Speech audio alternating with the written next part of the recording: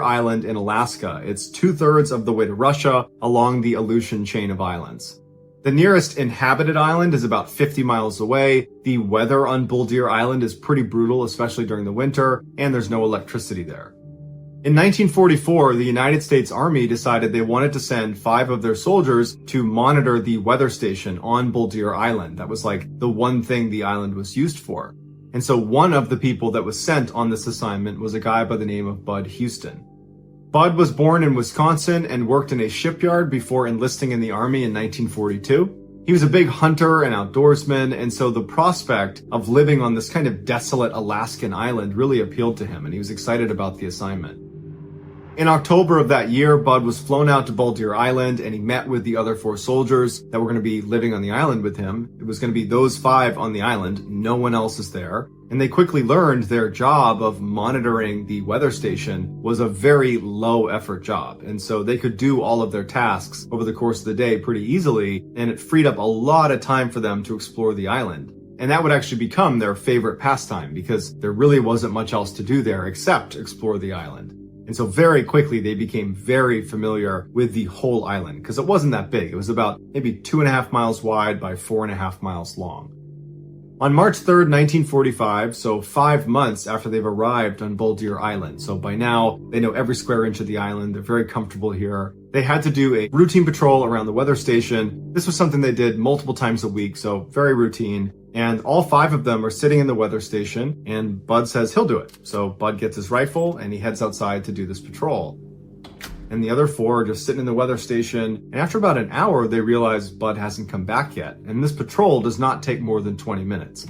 And so they step outside to see if he's out there, and the weather at the time was very mild. You know, there's no snow on the ground, it's not very cold, it's not very windy, and the visibility this night was pretty good. And so they're looking out over the island, and the island has no trees. At the very far end, at the opposite end of where the weather station is, there's one significant sized mountain. But short of that, it's not particularly mountainous. So from their perspective, they could look out over the island and basically see everything. And they don't see him anywhere.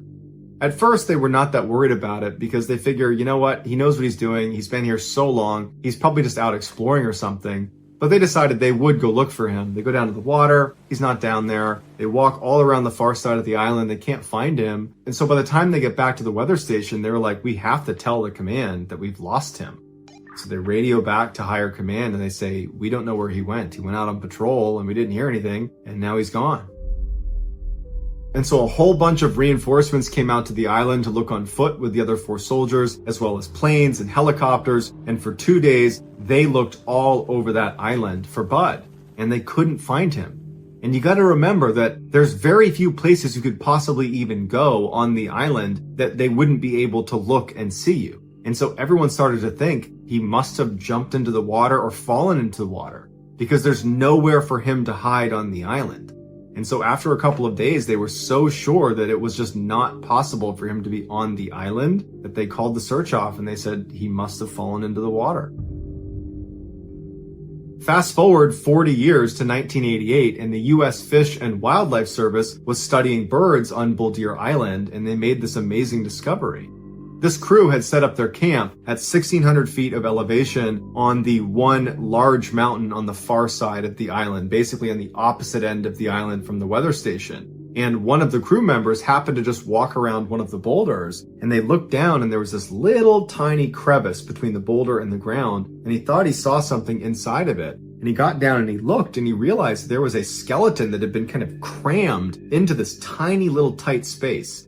And the skeleton had a military uniform on. It had been kind of balled up, but there was a uniform on what was left of the skeleton, and there was also a rifle that had been jammed down in there as well. And it would turn out to be Bud Houston.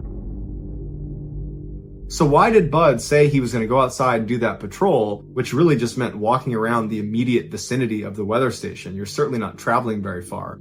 Why did he say he was going to do that and then walk 4.5 miles to the other end of the island and then climb up 1,500 feet to the top of this mountain? But even if he had a reason to be over there, why would he then force himself into this little tiny crevice? If he was looking for shelter, well, the weather was incredibly mild. It would not have been life-threatening to be out in the elements, at least not that first night or even that second night. And he knows the island like the back of his hand. he probably had a little bit more time. He probably could have found a better place for shelter than this awful little crevice. But if he was at a place where he was seeking shelter under these boulders instead of just walking back to the weather station and getting real shelter, then he had to have been in an emergency situation. That's the only way that makes sense. But if he was in an emergency situation, he would know that his responsibility is not just to survive, it's also to be found again and to make sure you're not obscured underneath a boulder so no one can find you. This island, it was like the easiest place to be found. There's no trees. There was helicopters overhead and planes, and there's all these people. It's a small space. All he had to do was not be under the boulder 24/7. Maybe during the day when the weather let up, roll out from under the boulder, let yourself be found. But that's not what happened. What probably happened is Bud somehow got crammed into that little tiny crevice almost immediately after he left the weather station to do that patrol. But logically speaking, he would not do that to himself, so someone else had to do it. But all the other people on the island were in the weather station at the time this would have been happening. So it really makes you wonder, what happened when he walked outside of that weather station? Who or what did he see, and what did they do? Next story. Goosebumps.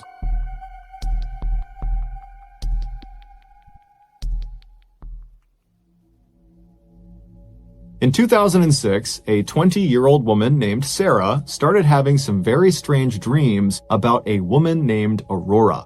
She had a very striking face with sharp features and long black hair. Now, her dreams varied. Sometimes Sarah was in a crowd of people, or she was at her office, or she was just alone in a room. But in all of her dreams, Aurora would always show up. Either she would interact with Aurora and they would speak, but Sarah could never remember what they actually spoke about, or Aurora would just be in the crowd or in the background just watching Sarah. Now, she had these dreams enough that eventually Sarah began to think, I must know someone named Aurora. I must have come across this person, and now they're just kind of manifesting in my brain at night when I'm sleeping. And so she began going through her older posts on social media to look in pictures of her and of her friends to see if there was a woman with striking features and long black hair that was this Aurora person in her dream. But after looking through hundreds and hundreds of pictures, she couldn't find any indication that she had met this person, at least not according to her social media. And so Sarah began just going on Google and typing in, Aurora, long black hair, striking features. Has anybody dreamed about this? To see if there were people talking about having this type of dream on the internet. But she had no luck.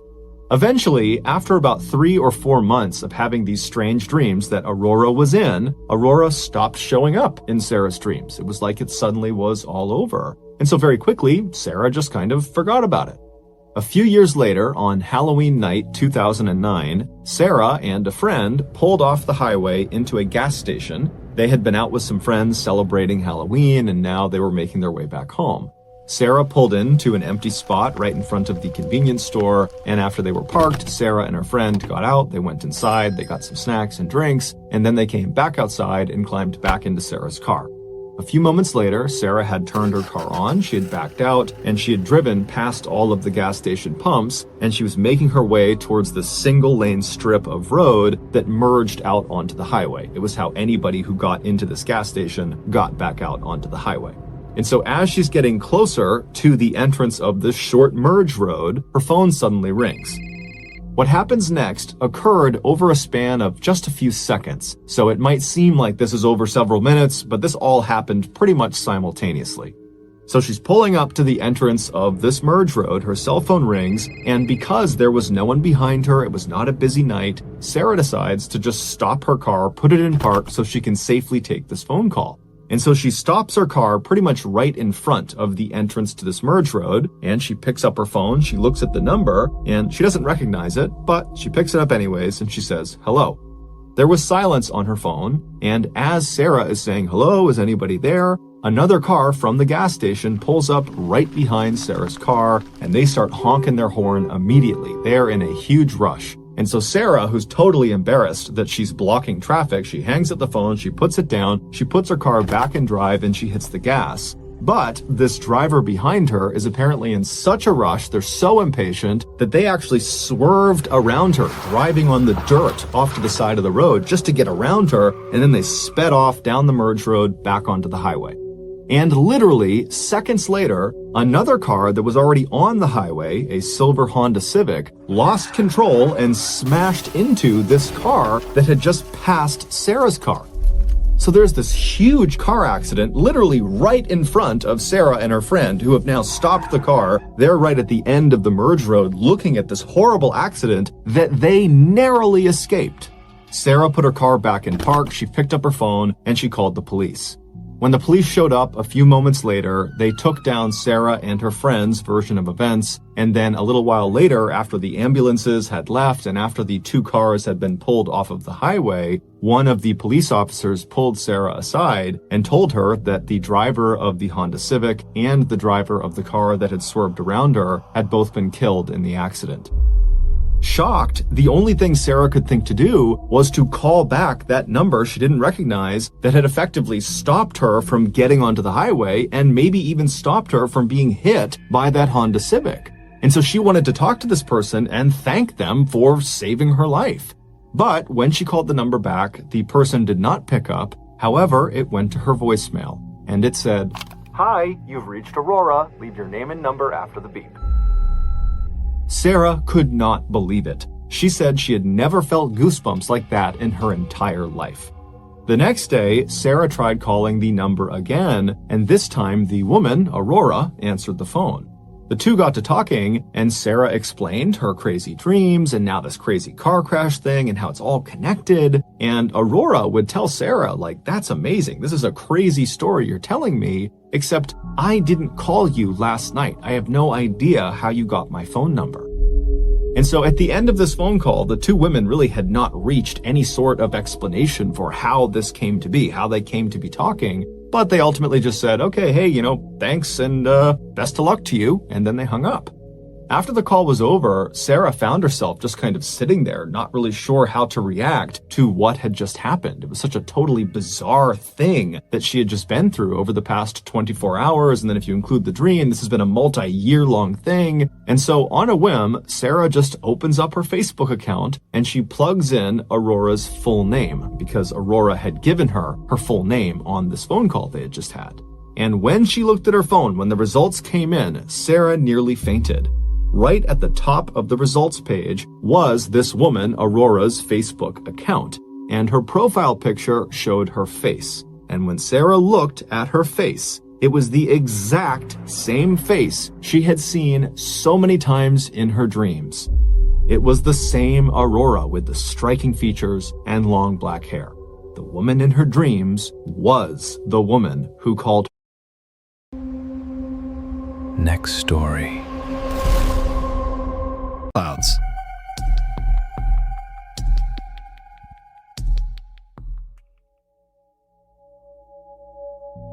In 2007, 35-year-old Ava Wisniewska was a member of the German national paragliding team. Over the previous 2 years, Ava had competed in 10 of the world's biggest paragliding competitions, and she had won 6 of them, making her the top female paraglider in the world. So coming into that year, Ava was very motivated to work extra hard to make sure she retained that title as world champion. On February 24th of that year, Ava was preparing her gear alongside 200 other paragliders on Mount Bora in New South Wales, Australia. This was Ava's last training opportunity before her first major competition of that year, which was scheduled for the next week. As they were getting ready to launch, one of the coaches walked in front of the group and made an announcement. He said storm clouds had been spotted to the north, but the forecast was a little bit ambiguous. It wasn't clear if the storm was going to move over their training area or not. So it was up to each of the paragliders if they still wanted to launch that day and risk the bad weather. Ava, who was really eager to get this training flight in, looked at the sky and saw that it was pretty gray, but decided that she was going to do it. Worst case scenario, she would have to cut it short. The rest of the German national team, they didn't want to take the risk, and so they stayed grounded that day. Ava took a little bit longer preparing her gear, so by the time she was lining up on the cliff, she was only one of a handful of people that remained. And so strapped into her glider, she took a good run forward and launched herself up into the air.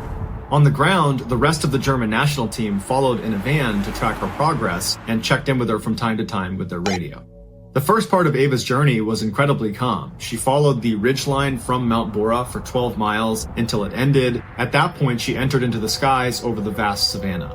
As her GPS and tracking log ticked, tracking her progress, 2 large thunderstorm clouds appeared in front of her, one larger than the other. The vast majority of the other paragliders that had launched that day had launched ahead of Ava, and so when these clouds appeared, they had already passed that section, and so they didn't need to contend with the storm. As for Ava and the other 2 people she was with, which was an Austrian team member and a Chinese team member, they had a decision to make. They could either immediately ground their flight to avoid the storm, or they could attempt to dodge it. They chose the latter.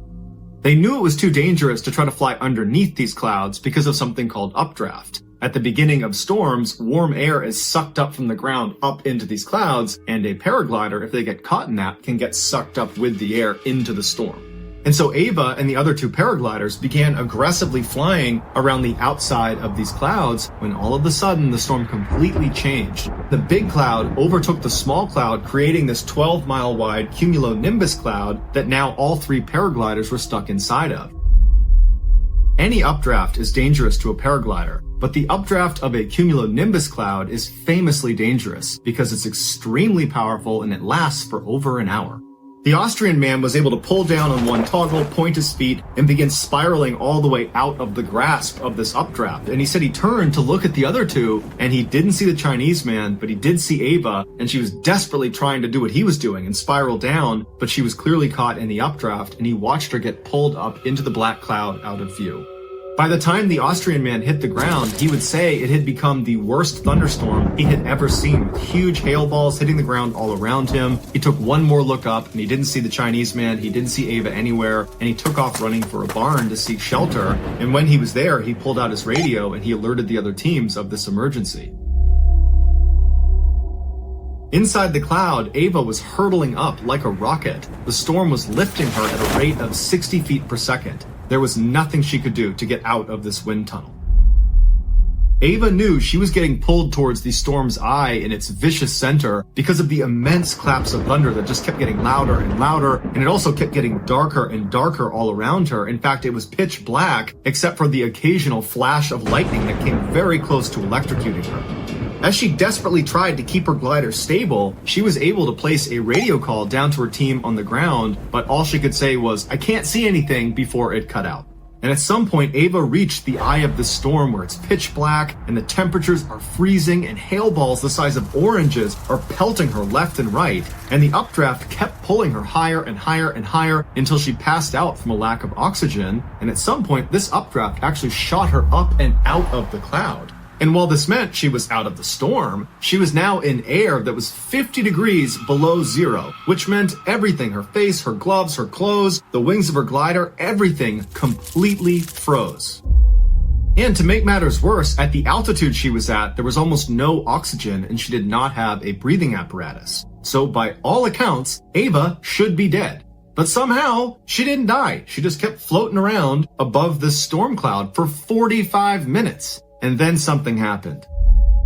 The ice on one side of the glider broke off, causing it to collapse, throwing her into a deadly free fall, and she's not in control, she's still unconscious, and she starts barreling back towards the ground like gravity has been turned back on again, going straight through the storm all over again. And so through the storm, going at 90 feet per second, she clears the storm, and then right after getting out from underneath it, her glider miraculously just opens back up again. And the jerking motion of her suddenly stopping her free fall jolted her awake. And so she's looking around, totally confused as she's gradually regaining consciousness, and she's taking stock of where she is, and she's still in the storm cloud, but right at the bottom of it. But luckily, the updraft had stopped. And so she was steady, and she was able to reach up and grab her toggles, and she was able to fly herself down to the ground and crash land, and then she curled into a ball, grabbed her radio, and she called her team.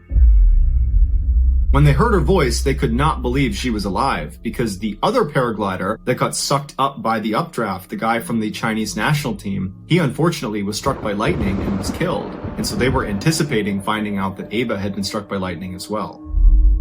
But Ava had not just survived. When they brought her to the hospital, they discovered that virtually nothing was wrong with her. She had some pretty bad bruises and cuts from the hail, and she had a little bit of frostbite on her face, but it was treatable. And so the same day she was brought in, they discharged her. After leaving the hospital, she and her teammates went back to the launch site so she could collect her gear, and when they got there, she looked at her GPS, and the GPS had been tracking her entire flight the entire time she was up in that cloud. And she showed her teammates what it said, and they literally couldn't believe it. The screen showed she had reached an altitude of 32,634 feet, which, to put this in perspective, is the same altitude you fly at inside of a commercial jet. So imagine being outside of your plane in the middle of a flight, and that's how high she was. Another reference point is she was approximately 4,000 feet higher than the summit of Mount Everest. No human being had ever been that high. Next story.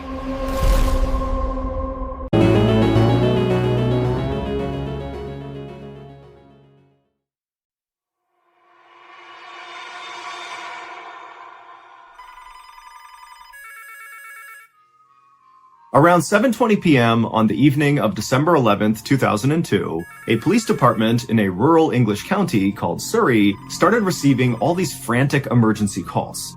Now, all of these calls were coming from drivers on a heavily trafficked highway called the A3, and they all were saying the same things. They had seen this totally reckless driver with super bright headlights that was weaving in and out of traffic and going at high speeds and nearly crashing into people. And then a couple of the callers said they actually saw this car go down the embankment off the side of the highway, and so it looked like they might have crashed. And so, of course, this police department, after getting all these calls, decided to send out a couple of officers to see what was going on. When the two officers got out to the A3 and began patrolling the area on the A3 where all these calls were saying they had seen this reckless driver, they didn't see the driver. They didn't see a wreck on the side of the road. They didn't see any signs of an accident. I mean, there was nothing there. Now, had only one person called in about this wild, reckless driver, at this point, the officers would have chalked this up to a mistake or even a prank. But so many people called in about this one particular reckless driver on the A3 that these two officers decided to just keep on looking and really see if they can figure out where this driver went. And so to this point, the two police officers had been just driving on the A3 to try to find this driver. And so they decided they would park their vehicle, get out, and walk on foot on the edge of the highway because there were these huge forests that lined either side of the A3. In fact, Surrey, the county in England where this was one of the most heavily forested areas in all of England. And so these forests on either side of the A3 were very dense. You could not see very far into them. And so these officers were thinking that it might be possible that this driver, if they were driving as recklessly as all the callers made it seem like, they could have veered off the highway, gone down the embankment, and then because they were going at such a high speed, they could have crashed their way into one of these forests and basically disappeared from view from the road. That in order to see this crash in the forest, you'd have to be basically in the forest. And so these two officers, they pulled over, they got out, and they began walking along the edge of the highway, staring into the forest, looking for a sign of a car wreck. And sure enough, after walking for a while, one of the officers spotted something deep in the woods that looked almost metallic or plastic. Whatever it wasn't supposed to be in the forest. And so the officers made their way into the tree line and began walking through all the trees. And as they got closer, they realized very clearly there was a car. There was a wreck in the forest. And so the two officers, they begin running towards the wreck. They're calling for backup on the radio. They get to this wreck in the middle of the forest, and they're on the driver's side, and they look inside the car, and there's no driver in the driver's seat, but they looked through the car to the passenger side, and they saw the front passenger door was wide open, and on the ground on the other side of the car was very clearly a body. And so the two police officers rushed around the car to get a better look at the body. And when they did, they couldn't believe what they were seeing. It didn't make any sense. Like, what was this? Now, to understand why these police officers were so caught off guard by what they were seeing, we need to go back 5 months to July 16th, 2002. On that night, a 21-year-old man named Christopher Brian Chandler finished up his beer at a pub in West London. And for reference, where this pub was located was about 1 hour north of that stretch of the A3 highway in Surrey where the car was found in the woods. This night, Christopher had gone to this pub with a close friend of his. This was meant to be a fun night out. But, as Chris is finishing up this beer, he began to feel really antsy because it turned out Christopher was actually wanted by police in London for robbery, and so he hated staying in one place for too long. And so the only people who even knew where Christopher was the friend he was with at the bar, and then also Christopher's brother. He knew he was at this particular pub. And so finally, Christopher got so anxious about being in this pub for too long that he told the friend he was with that he just wanted to leave. And so he said goodnight to his friend. The friend stayed at the pub, and Christopher left, got in his car, and began driving south. But Christopher never arrived at the place he was trying to go. He just sort of disappeared, and nobody heard from him again. Christopher's brother eventually would report Christopher missing, but remember, the brother knows Christopher is wanted for robbery, and so Christopher suddenly going on the lam and just disappearing for a while was kind of par for the course, and so the brother really didn't think this was a big deal. And also, the police felt the same way because they know Christopher is trying to elude them, and so it makes sense he would be missing. And so as a result, nobody really followed up on Christopher's missing person report. Everybody just kind of moved on. That is, until 5 months later, when all those drivers began calling into the police in Surrey about seeing this totally reckless driver careening down the A3, who eventually crashed into a ditch, and then those two officers, they went out to that stretch of A3, and sure enough, it was Christopher's car, and the body on the ground was Christopher. However, there was a problem. When the two police officers walked up on Christopher's car and saw it for the first time, they were struck by how old it looked, but it didn't really register with them why that would matter. It just stood out to them that this is a really, really old and rusted up car. But when they went around to look at the body on the ground, Christopher's body, they saw that his body was actually mostly a skeleton, which meant Christopher did not crash and die on this night, December 11th, 2002. Very likely, he crashed and died 5 months earlier, right around the time he disappeared.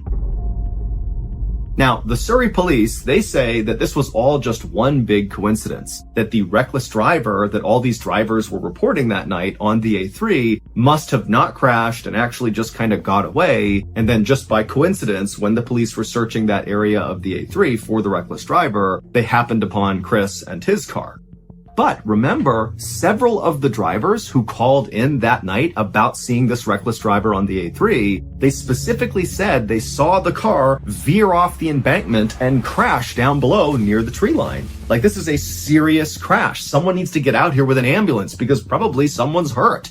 And then when the police got out and searched the exact area where this crash supposedly happened, they find Chris's car that had all the hallmarks of a car that was driving recklessly on the A3 that veered off and crashed into the woods. I mean, they found Chris and his car because of these calls, but it could not have been Chris.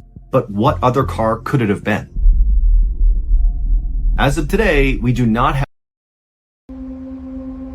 Next story. Story is called Luggage.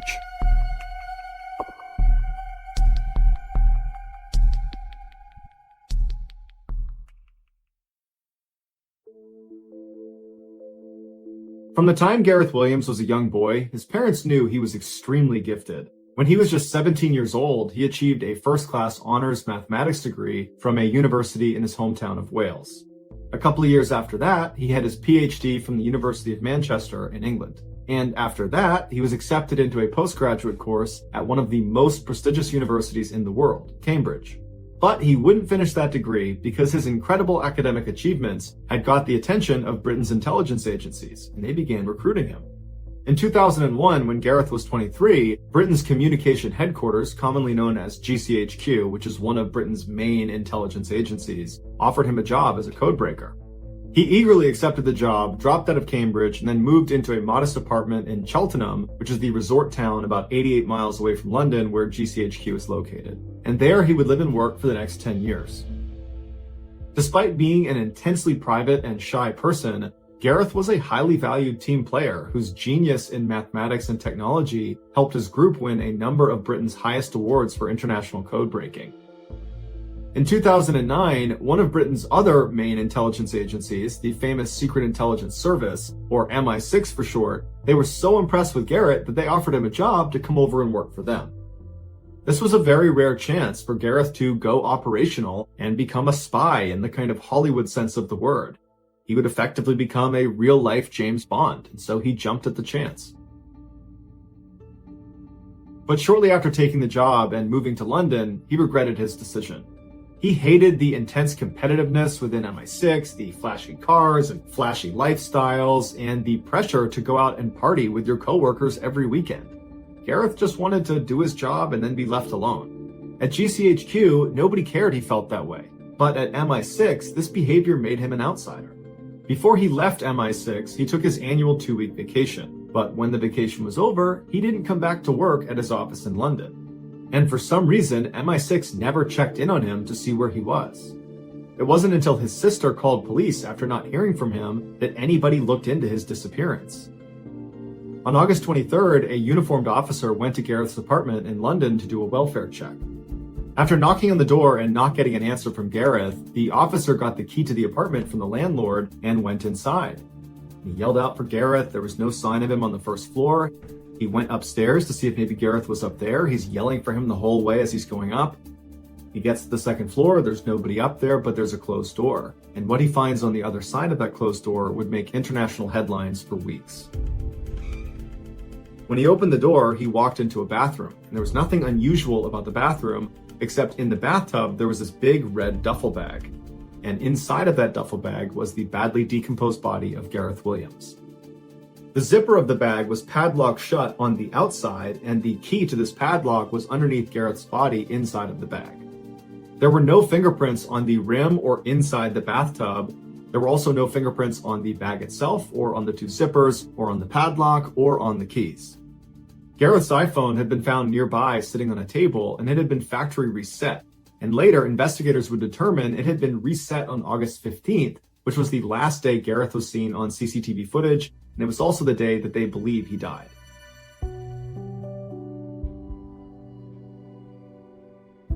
According to the coroner, Gareth's body had no injuries on it. There was no sign of a struggle, and his toxicology report showed that he had no drugs or alcohol in his system. The thermostat inside of Gareth's apartment was jacked way up, so it was very hot inside of his apartment, despite the fact it was summer, and it was the height of the summer in August. But regardless, the excessive heat in his apartment sped up the decomposition process and made it impossible to precisely determine a cause of death. Despite a lengthy investigation by police, there was never a conclusive determination as to what exactly happened to Gareth, although there are many theories. Some say the Russian mafia killed him because right before he died, he had been focusing on money laundering in Britain that was tied to the Russian mafia, which would have made him a target. Another theory is MI6 had something to do with Gareth's death, which is why they were not so eager to go looking for him when he didn't come back from his vacation. In fact, one former MI6 agent has come out and said he believes there was a cover-up. He was interviewed by CNN and said that it looked like MI6 had gone into Gareth's apartment ahead of the police and wiped it all down, removing fingerprints and DNA evidence. The last prominent theory is that Gareth did this to himself. It was discovered that he made occasional online visits to bondage sites, and at least one time he'd had to yell out to his landlord to help get him out of his bed because he had tied his wrist to the bed frame and couldn't get himself undone. But when two experts who were a part of the investigation attempted to put themselves inside of a similar-sized duffel bag and lock it with the padlock on the outside, they couldn't do it despite trying over 400 times. And even if Gareth could have somehow physically got himself inside of this bag and locked it from the outside, how could he have done that without leaving fingerprints all over the bag, all over the lock, the zippers, all over the tub? Because when he was found, he didn't have gloves on. Ultimately, despite the red flags, Gareth's death was determined to be probably an accident and was closed 3 years after his death.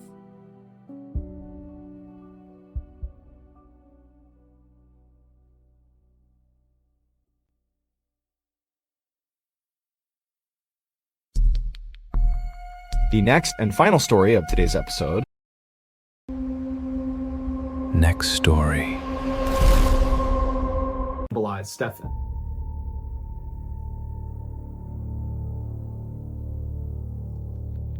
Our next story is called Monster Among Us.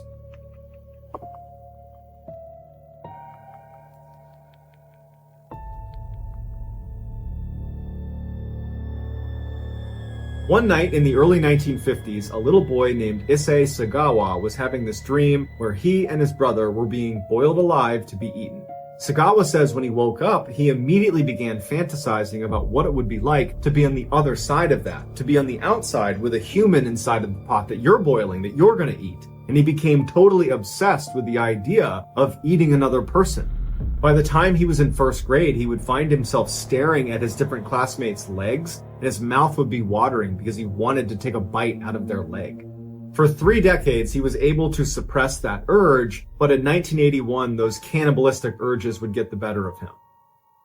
One summer day while he was in Tokyo, he saw this woman that he wanted to eat, and he couldn't help himself, and so he began following her down the road, and he saw her go into her apartment. He waited for a minute, went around back, and climbed in the window, and when he got inside, she was asleep. And he hadn't thought of a plan for what he was going to do once he was inside. And so he's just standing there thinking, well, now what do I do? How am I going to eat her? What am I going to do next? And as he's sitting there wondering what to do next, she wakes up and she screams and he runs away.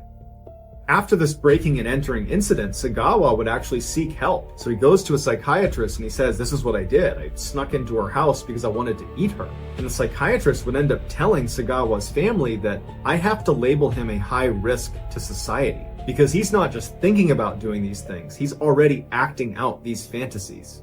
Now, Sagawa's father was extremely wealthy and powerful. And when he heard this from the psychiatrist, he was like, no, we're not going to do that. And so using his power and influence, he was able to kind of cover up what the psychiatrist had found, and he shipped his son to Paris. Once Sagawa landed in Paris, he enrolled at the Sorbonne University and began studying literature. Despite having sought help for his cannibalistic urges, when he was in Paris, he started having that urge again and he couldn't control it, and instead of going to another therapist or psychiatrist, he begins to look for another victim. Sagawa considered himself short, weak, and ugly, and so he was actually looking for a tall, beautiful Western woman so he could absorb their energy and somehow become a bigger, better version of himself.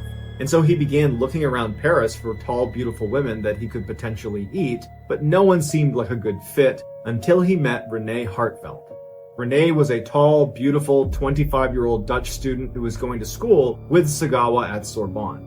In order to get close to her, Sagawa would ask his father if he would give him some money so he could hire Renee to be his personal tutor.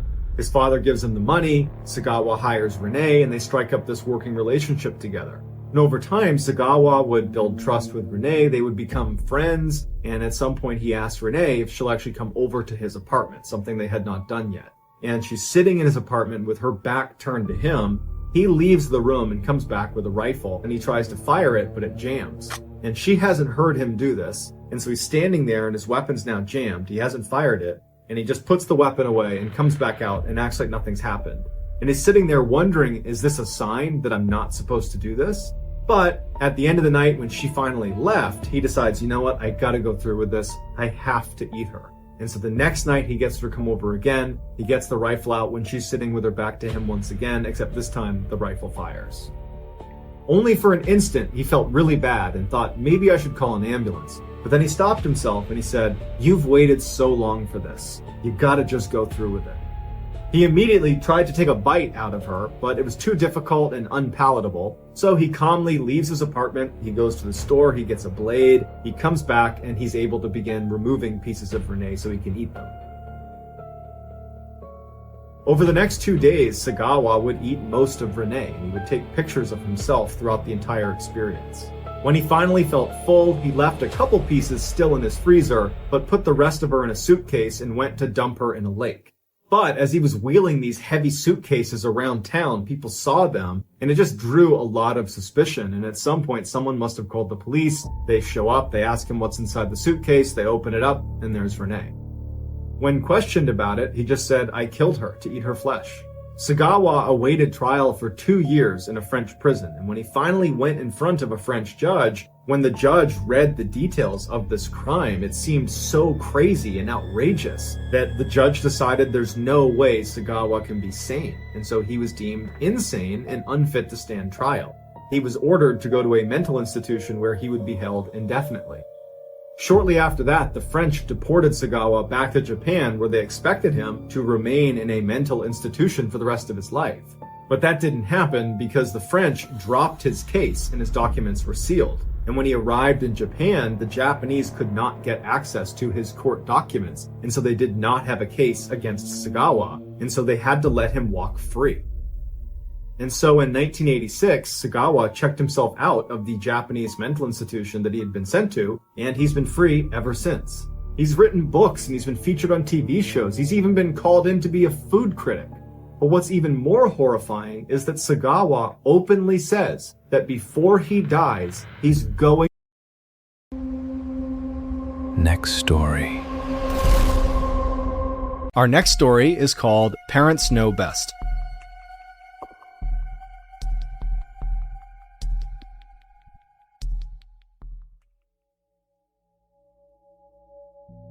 After spending 21 years in the US Army, a man retires and moves to Central Florida with his wife and young son. Although his family had plenty of money because he had a pension coming in and his wife still worked full-time, he just got bored really quickly after moving to Central Florida and decided he would just take a job doing something just to stay occupied. And so he ended up taking a job at a highway gas station. One of the primary reasons he chose this particular job is because the owners of the gas station didn't care if his son came along to help them stock shelves and hang out behind the cash register. And so for years, that's just how it went. The man would work at the gas station and his son would tag along. Even after his son became a teenager and you'd think might be wanting to do other things, well, the town was so small, there was almost nothing to do. So his son still came along well into his teenage years. One night in 1990, his son, who was 15 years old at the time, was at the station and he was actually taking a break sitting outside on a picnic table. He was reading a magazine, drinking a Mountain Dew, and it's dark out, and he notices out of the corner of his eye that there is a woman walking off of the highway towards the gas station.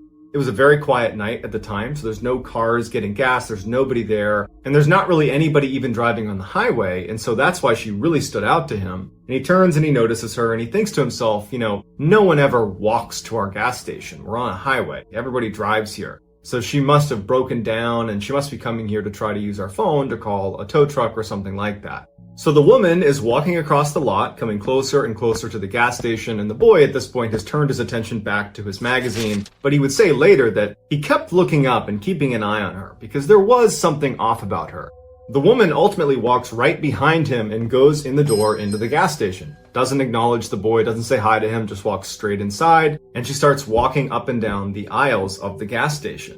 Now, from where the boy was sitting, it's all glass, so he could clearly look in and see his father behind the counter, and he could see the head of this woman as she walked in and around all these aisles. And as soon as the woman was in the store, kind of pacing around the aisles, the boy put his magazine down and was just watching. And he noticed that she was not really shopping. She was just looking down for a few seconds, wouldn't pick anything up, so she wasn't buying anything. And she would look up at the counter where his father was, and she would just stare at him, and then she'd look back down at what she was doing, and she would go through all the aisles. And at some point, the woman just kind of abandons this phony, I'm pretending to shop routine, and just walks up to the counter. Now, nobody else is in the store, there's nobody else coming in, and so the boy could actually fairly clearly hear what she was saying to his father.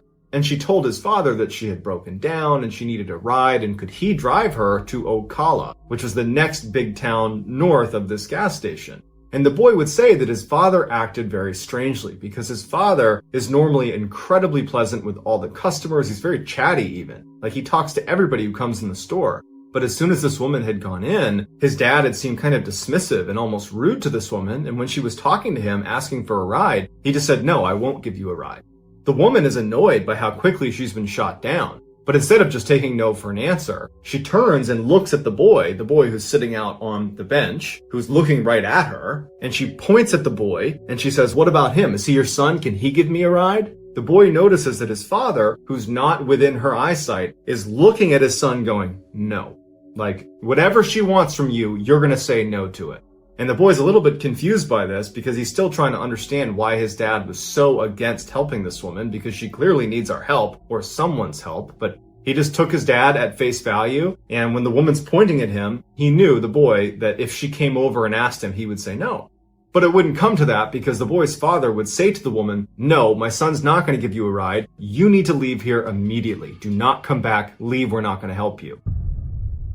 She's furious. She's cussing him out. She storms out and slams the door. She starts cussing at the boy, and she walks off. The whole time she's turning around and flipping them off and screaming profanities at them, but she ultimately walks off, and the dad kind of followed her out and is standing next to his son as she walks off. And the boy asks his dad, like, what was her deal? Why did that happen? Why did you not want to help her? And the dad just said, I don't know. There was something off about her, and I don't know how to place it, but I did not want her around you. I knew I didn't want to give her a ride. I knew she had to go. A year later, the boy is in his room when he hears his dad in the other room yelling for him to come in here and look at the TV. So he runs into the TV room, and on the TV is the same woman from the gas station. Better known as Eileen Wuornos, she was a serial killer who used to pick up her male victims at gas stations in Florida. It's unclear whether the boy or the boy's father were her next victims, but by the time she had shown up at that gas station, she had already killed 4 people. And following that interaction with them at the gas station, she had gone on to kill 3 more people, including someone in Ocala, Florida, which was the town she had asked them to give her a ride to. Eileen had been caught. Next story.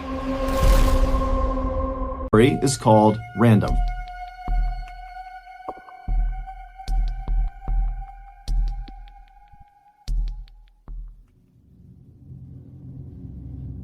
In 2019, Meg Morer was a 21-year-old senior at Tulane University in New Orleans, Louisiana. She was studying ecology and evolutionary biology and planned to pursue a career in scientific illustration after graduation.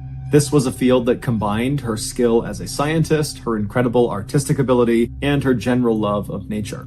But despite her intellectual brilliance, what Meg was actually known for was her very uplifting personality. When her mother was asked what her daughter was like, she said, "Well, it's like trying to describe what it's like to feel the warmth of the sun. There are not words to accurately describe what that feels like." And that was Meg. She was radiant, she was joyous, she was adventuresome, she was kind, she was really just a wonderful person to be around. In March of that year, just 2 months before their graduation, Meg and 2 of her close friends decided to go on a trip for spring break. This would be their last spring break as students, and they wanted to enjoy it. Because they were all in excellent physical condition, they decided they would spend the week hiking in Georgia. When Meg told her family about her big plans, they could tell she was extremely excited, and they just told her, be safe and we'll see you when you get back. On the morning of their departure, which was March 5th, Meg packed her suitcase into the trunk of her small green sedan, and then she drove over to her 2 friends' apartment building, and they came out and they put their suitcases into the car, and then once the car was all packed and all 3 of them were inside, they hit the road. The drive from Tulane University to this area in Georgia where they'd be hiking took about 8 hours if you didn't stop. But none of them were in a particularly big rush, and so they figured they would just stop along the way, and if they got to Georgia super late at night, so be it. After being on the road for 2 hours without stopping, they all needed to use the bathroom, and so Meg decided to pull over at the first rest stop she saw. And the first one she saw was in this residential town in Mississippi called Gaucher. So she pulls off the highway into this very nondescript rest stop, and all 3 of them get out. They go into the main building and they use the restroom. Meg was the first one to be done, so she came outside and she waited right near the bathroom door. And then her 2 friends, they finished up as well. They came out, and then the trio began walking back towards the parking lot where Meg's car was.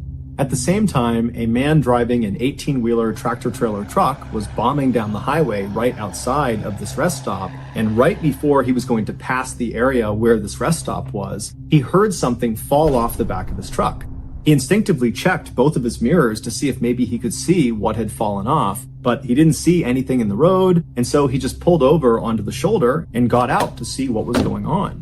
When he walked towards the back of his truck, he expected to see, maybe one of the back doors had popped open or something like that. But even before he made it to the back of his truck and could even look at those back doors, he already knew what had fallen off the truck.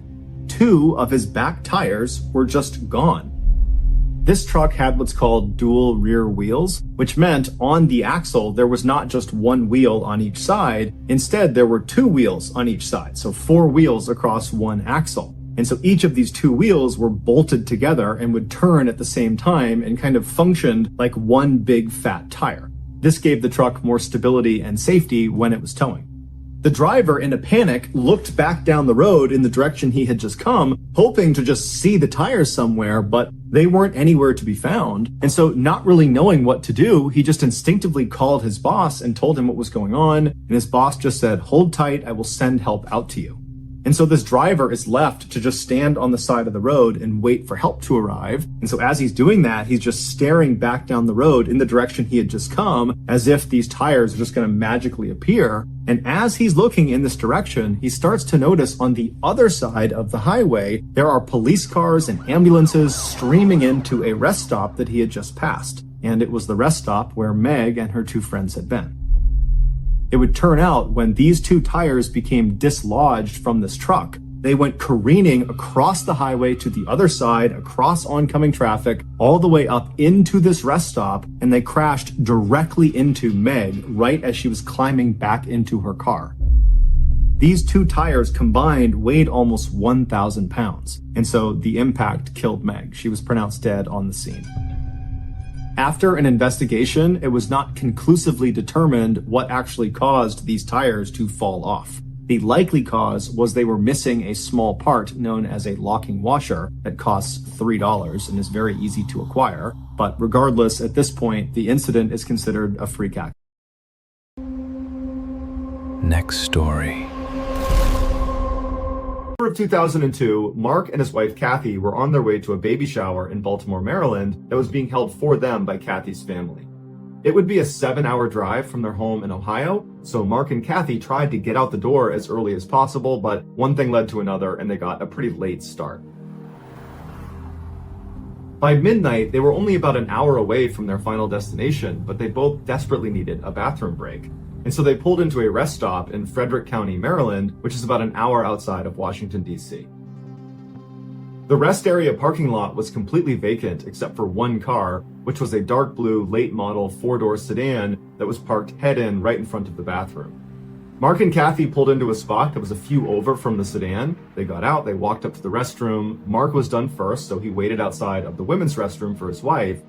As he waited, he turned around to face the sedan that initially, when he first pulled in the lot, he believed was empty. But now, as he's looking at it, he can clearly see there are two people in the front two seats.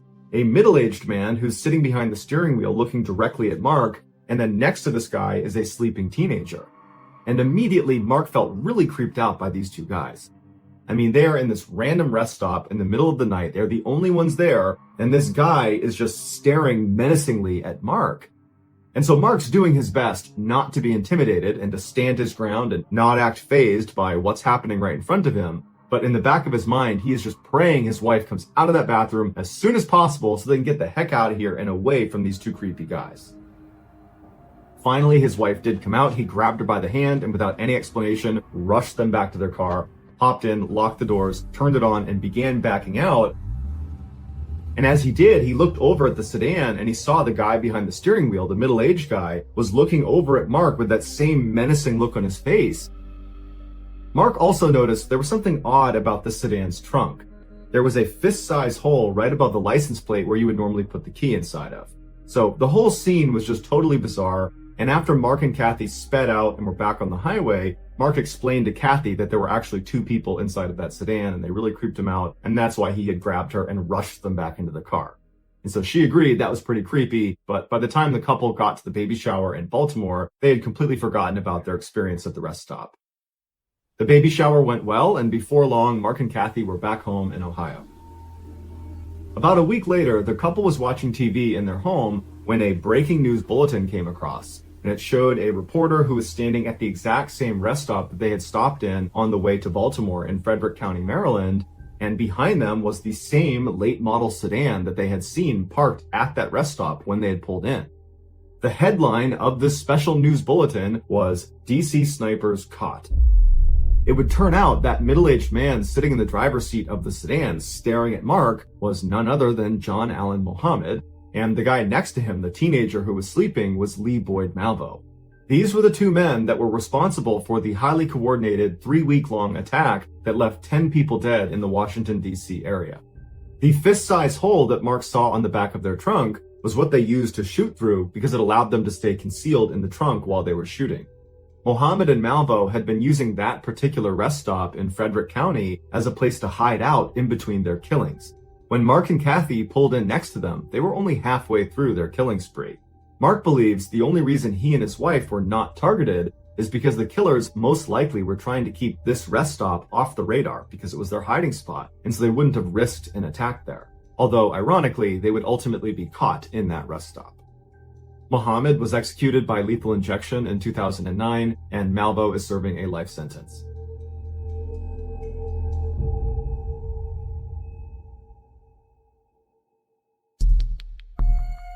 Our next story.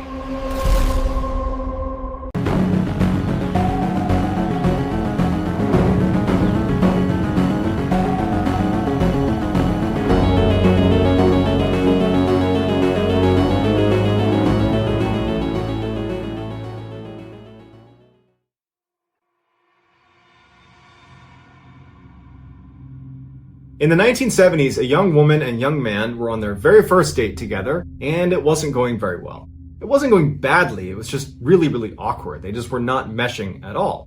And so as they're getting ready to leave and retire for the night, the guy is thinking to himself, I have nothing to lose here, we're probably not going to go on a second date. And he says to the woman, hey, do you want to not go home right now and actually come on a hike with me? And he goes, I know this sounds like a terrible idea, but hear me out. I go mountain climbing in this area called Provo Canyon. It's not that far from here. There are these beautiful trails that lead up the side of the canyon to these amazing scenic overlooks. And tonight it's a new moon, so there's great visibility. And I just think that you might enjoy it. And so at first, the woman is obviously a little bit hesitant. But when he says, look, I go hiking there at night all the time. I love it out there. And I promise if there's any weirdness, if you don't like being there, we'll just turn around and leave. It's totally safe. And so after a little bit of coaxing, she finally says, okay, you know what? That sounds fun. Let's go do it. And so their date that had been really awkward suddenly became really exciting. And the two of them were kind of like thrilled, like, wow, look at us making our way up for a nighttime hike through Provo Canyon. And so they arrive at the mouth of this canyon, and they're both obviously excited, and they hop out and they start walking up this trail that brings them into a heavily forested section of the canyon. Now, to this point, the guy felt like this was a really great idea. He really had gone hiking here a bunch, and he really did know the area well. But as the trail brought them into the forested area, the guy remembers feeling this overwhelming sense of dread. He didn't know why, it was just like an overwhelming sense of anxiety that something bad was going to happen to them. But he had worked so hard to convince his date to come with him, and had convinced her it was safe, that he's not about to let on to her that there was anything wrong with what they were doing. And so he put on, his strong face and just kind of suppressed it and just kept on walking and, holding her hand tight, and they just continued their walk. But his sense of dread would just build and build to the point where he was really on edge. And what he didn't know, but would find out later, is that his date, the woman, she also had this horrible sense of dread as soon as they went into the forest. But she didn't want to tell him because she didn't want to seem like a party pooper, because he seemed really excited about it. At some point as they're walking down this path, the man steps on something that felt soft. He didn't know what it was, but it caused him to freeze immediately, and he's holding her hand. He kind of jerks her to get her to stop, and before he can even look down and see what he's standing on, he hears rustling coming from the bushes just off the trail. She hears it too, and both of them, without saying a word to each other, because again, you gotta remember, they're both really stressed. They haven't let on to the other how stressed they are, but they're both basically ready to leave. And so the two of them turn around and they hightail it out of there. He has no idea what he stepped on. They don't know what they heard in the bushes, but they don't care. The anxiety was so high, they just wanted to leave. Years later, that man and woman who had this very strange date would actually be married. And they'd be sitting down watching TV together, and they're flipping through the channels, and they land on an interview with a death row inmate. And the interviewer is asking the inmate, was there ever a time that you were almost caught red-handed? And the guy being interviewed says, yes, one time. I was in the forest up in Provo Canyon one night, and a young couple came walking up the trail. I didn't see them, so I only had a chance to jump into the bushes right next to the trail, and the guy actually stepped on the body of a girl I had just killed. But for some reason, he didn't look down and see what he was standing on, and the two of them didn't notice me just a few feet away from them. They just turned around and walked away. Turns out that young couple had run into one of the worst serial killers. Next story. man. He was this extremely famous American actor who basically anywhere he went in America, people would know who he was. He was extremely recognizable, a household name, an A-list celebrity through and through. But his acting prowess and his career and his fame, those are not the things we remember him for. In early 1865, when Edwin was 31 years old and was at the height of his acting fame, he walked into a New Jersey train station and walked through the building to the actual platform where the trains are. And as soon as he turned a corner and actually saw the train that he wanted to board, he very quickly realized that he probably was not going to get on that train.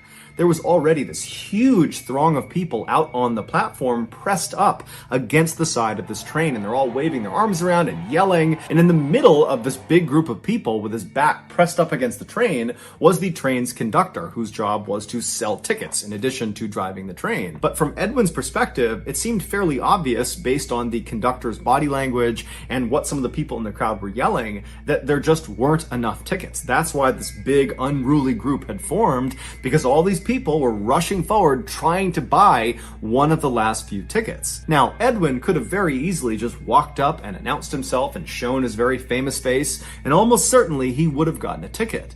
But to this point, Edwin had not been recognized in this train station, and so he wanted to keep a low profile, and so he decided against that idea. Instead, he decided he would just kind of join this big group and, try to flag down the conductor and try to buy one of these tickets, and if he didn't, so be it. And so Edwin, instead of going to the back of this group, he went around to the right side, close up against the side of the train, and right as he got to the outside of the group and he turned in towards the group, he looked up at where the conductor was, and he saw the conductor turning around and walking back into the train. He had clearly sold all of his tickets, and so anyone who had not purchased one yet, like Edwin, they were out of luck. They'd have to wait for the next train. Edwin was about to just walk away and wait for the next train when he noticed the crowd in front of him. They didn't disperse like he was doing. Instead, they all seemed to kind of surge forward towards the train, which was now moving. And as they pushed forward as if they were going to jump onto this train, even though they didn't have tickets, one man who was towards the front of this group, right up against the train, he falls to the ground and gets trapped halfway under the train. His lower half was literally on the tracks under the train, and his upper half is now under this big crowd of people that are now trampling him. And so Edwin can see very clearly that if someone does not grab this guy and pull him out soon, he's going to get run over by the train. And so Edwin, without any hesitation, he jumps forward onto the ground on the platform, and he reaches his hand out through the feet of all these people in this crowd, and he grabs the collar of the guy who had fallen, and he pulls him. And as he's pulling him, this guy who's on his back, he starts pushing with his legs and his feet, and within about a fraction of a second, they yank him out from under the train, and the guy who had fallen and Edwin are lying on their backs on the platform. And before they could even talk to each other, they sat up and watched as a big train wheel rolled over that piece of track where this guy had just been laying. Edwin had saved his life. The guy he had saved was a 21-year-old named Robert, and so the two of them, they stand up and they face each other for the first time, and when Robert sees Edwin, he gasps, because this is Edwin Booth, the mega celebrity. He could not believe that was the guy who had just saved him. And while Robert was very thankful, he also was just totally dumbfounded at the absurdity of the situation he was in. And so eventually Edwin just says, hey, I'm glad I was here to help you, no big deal, next time be more careful. And then at some point the men just shook hands and parted ways. Edwin would eventually get on the next train and he would go wherever it was he needed to go. And before long, his very busy schedule kind of occupied his mind and he had kind of forgotten about what happened on the train platform. But a few days later, Edwin got a letter in the mail from a very high-ranking government official thanking him for saving Robert's life, because it would turn out Robert Lincoln was the eldest son of the then President of the United States, Abraham Lincoln. Now, to be clear, Edwin was extremely famous and had lots and lots of influence and knew lots of very important people, but he had never had any interaction with anyone in the Lincoln family before he met Robert on the train platform. So it was just a crazy coincidence that this mega celebrity happened to save the life of the president's son. But this coincidence was nothing compared to the coincidence that occurred next. On the evening of April 14th, 1865, so roughly 3 months after Edwin saved Robert, Robert's father, President Lincoln, sat down in a private seating area to watch a play at a Washington, D.C. theater. During the production, at around 10:15 p.m., a man snuck into the private seating area and shot the president to death. The killer was Edwin's younger brother, John Wilkes Booth. This assassination had nothing to do with Edwin or his interaction with Robert on the train platform. This was an assassination that was formulated and carried out completely independently, meaning it was purely coincidence that just a few months after Edwin saved a Lincoln's life. Next story. Shortly after 8 p.m. on October 9th, 1996, 31-year-old Anthony Irvin walked down a dark sidewalk in Philadelphia, Pennsylvania, towards a local grocery store. It was not that cold outside, but, it was kind of windy and it was dark, and, Anthony, he only had a light jacket on, and so he wasn't feeling that comfortable, and so he pulled his jacket tight around him as he walked, and as he was walking, all he wanted to do was just go home where it was warm. But he couldn't. He really needed money first. Once he had money, then he could go home. So Anthony had a pretty tough life, and for the most part, he really was just a career criminal. He had not had a regular job in a very long time, and instead, when he needed money, like tonight, he would steal from local businesses or he would mug people. In the past 9 years, he'd been arrested 8 times for things like robbery and assault. And so, for the most part, he was just a huge nuisance to the people in this neighborhood. Even if they felt bad for him, he was just a problem. But, despite how often he committed crimes, his crimes were always relatively petty. And so he really didn't serve much time at all in prison. He always ended up back out on the street, and he always ended up continuing to, be a problem. But tonight, though, as Anthony walked down the road, he was not thinking about how his behavior impacted his neighbors. He was thinking about finding some place or someone to rob. And tonight in particular, he thought, I'm going to look for a person. I need a target. And so he's walking down the road, and he actually began to get kind of worried because it seemed like it was quieter than usual out on the street. Like there was nobody out here. And he started to worry that if he didn't find somebody soon, like he was going to be out of luck. No money. But just then, right up ahead, a young man turned the corner and began walking up the sidewalk in Anthony's direction. He was sort of a smaller, younger-looking guy. He appeared to be all alone, and right away, Anthony's like, oh my goodness, perfect. I have my mark. I'm going to rob this guy. And so Anthony, he begins walking towards, this unsuspecting young man. And as he got closer, Anthony realized he knew who this guy was. This was Harry, his neighbor. And he's like, oh my gosh, perfect. Because I know Harry is super soft-spoken and gentle, like he's so calm. He's not going to do anything. Like, he's going to be so easy to rob. Yeah, it's horrible to rob your neighbor. He's going to know I did it, but what's he going to do? So Anthony marches right up to Harry and he stops right in front of him, blocking his path. And then Anthony delivers, his classic mugging threat.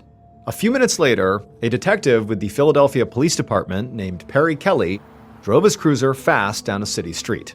He'd been called to the area about a mugging, and he was hopeful he would get there in time to potentially catch the mugger, or at least see who they were or see where they went so that maybe he could catch them.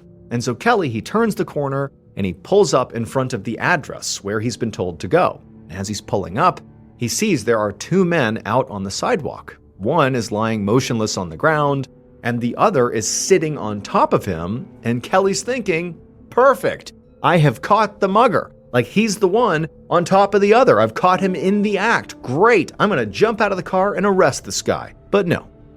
When Kelly got out of the car and learned what actually happened here, this became easily the strangest thing he had ever come across in his 25-year career.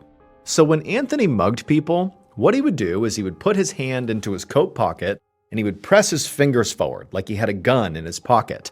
And he would sort of aim his hand inside of his jacket towards the person he was mugging, and he would say to them, as soon as he walked up to them, like, hey, I got a gun, give me all your money or I'm going to shoot you. And they would often look down, they'd see what they thought was a gun in his jacket, although they couldn't be sure, and, instead of questioning whether really Anthony had a gun or not, they would just hand over their money. Like, it wasn't worth it. Here, take my money And Anthony would take their money and run off, right? So this worked most of the time.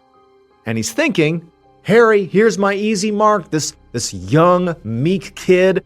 I'm going to use the same thing on him. It's going to be so easy. And so he walks up to Harry and literally stands in front of him and blocks his way. And Harry actually kind of walks into him and is like, what's going on?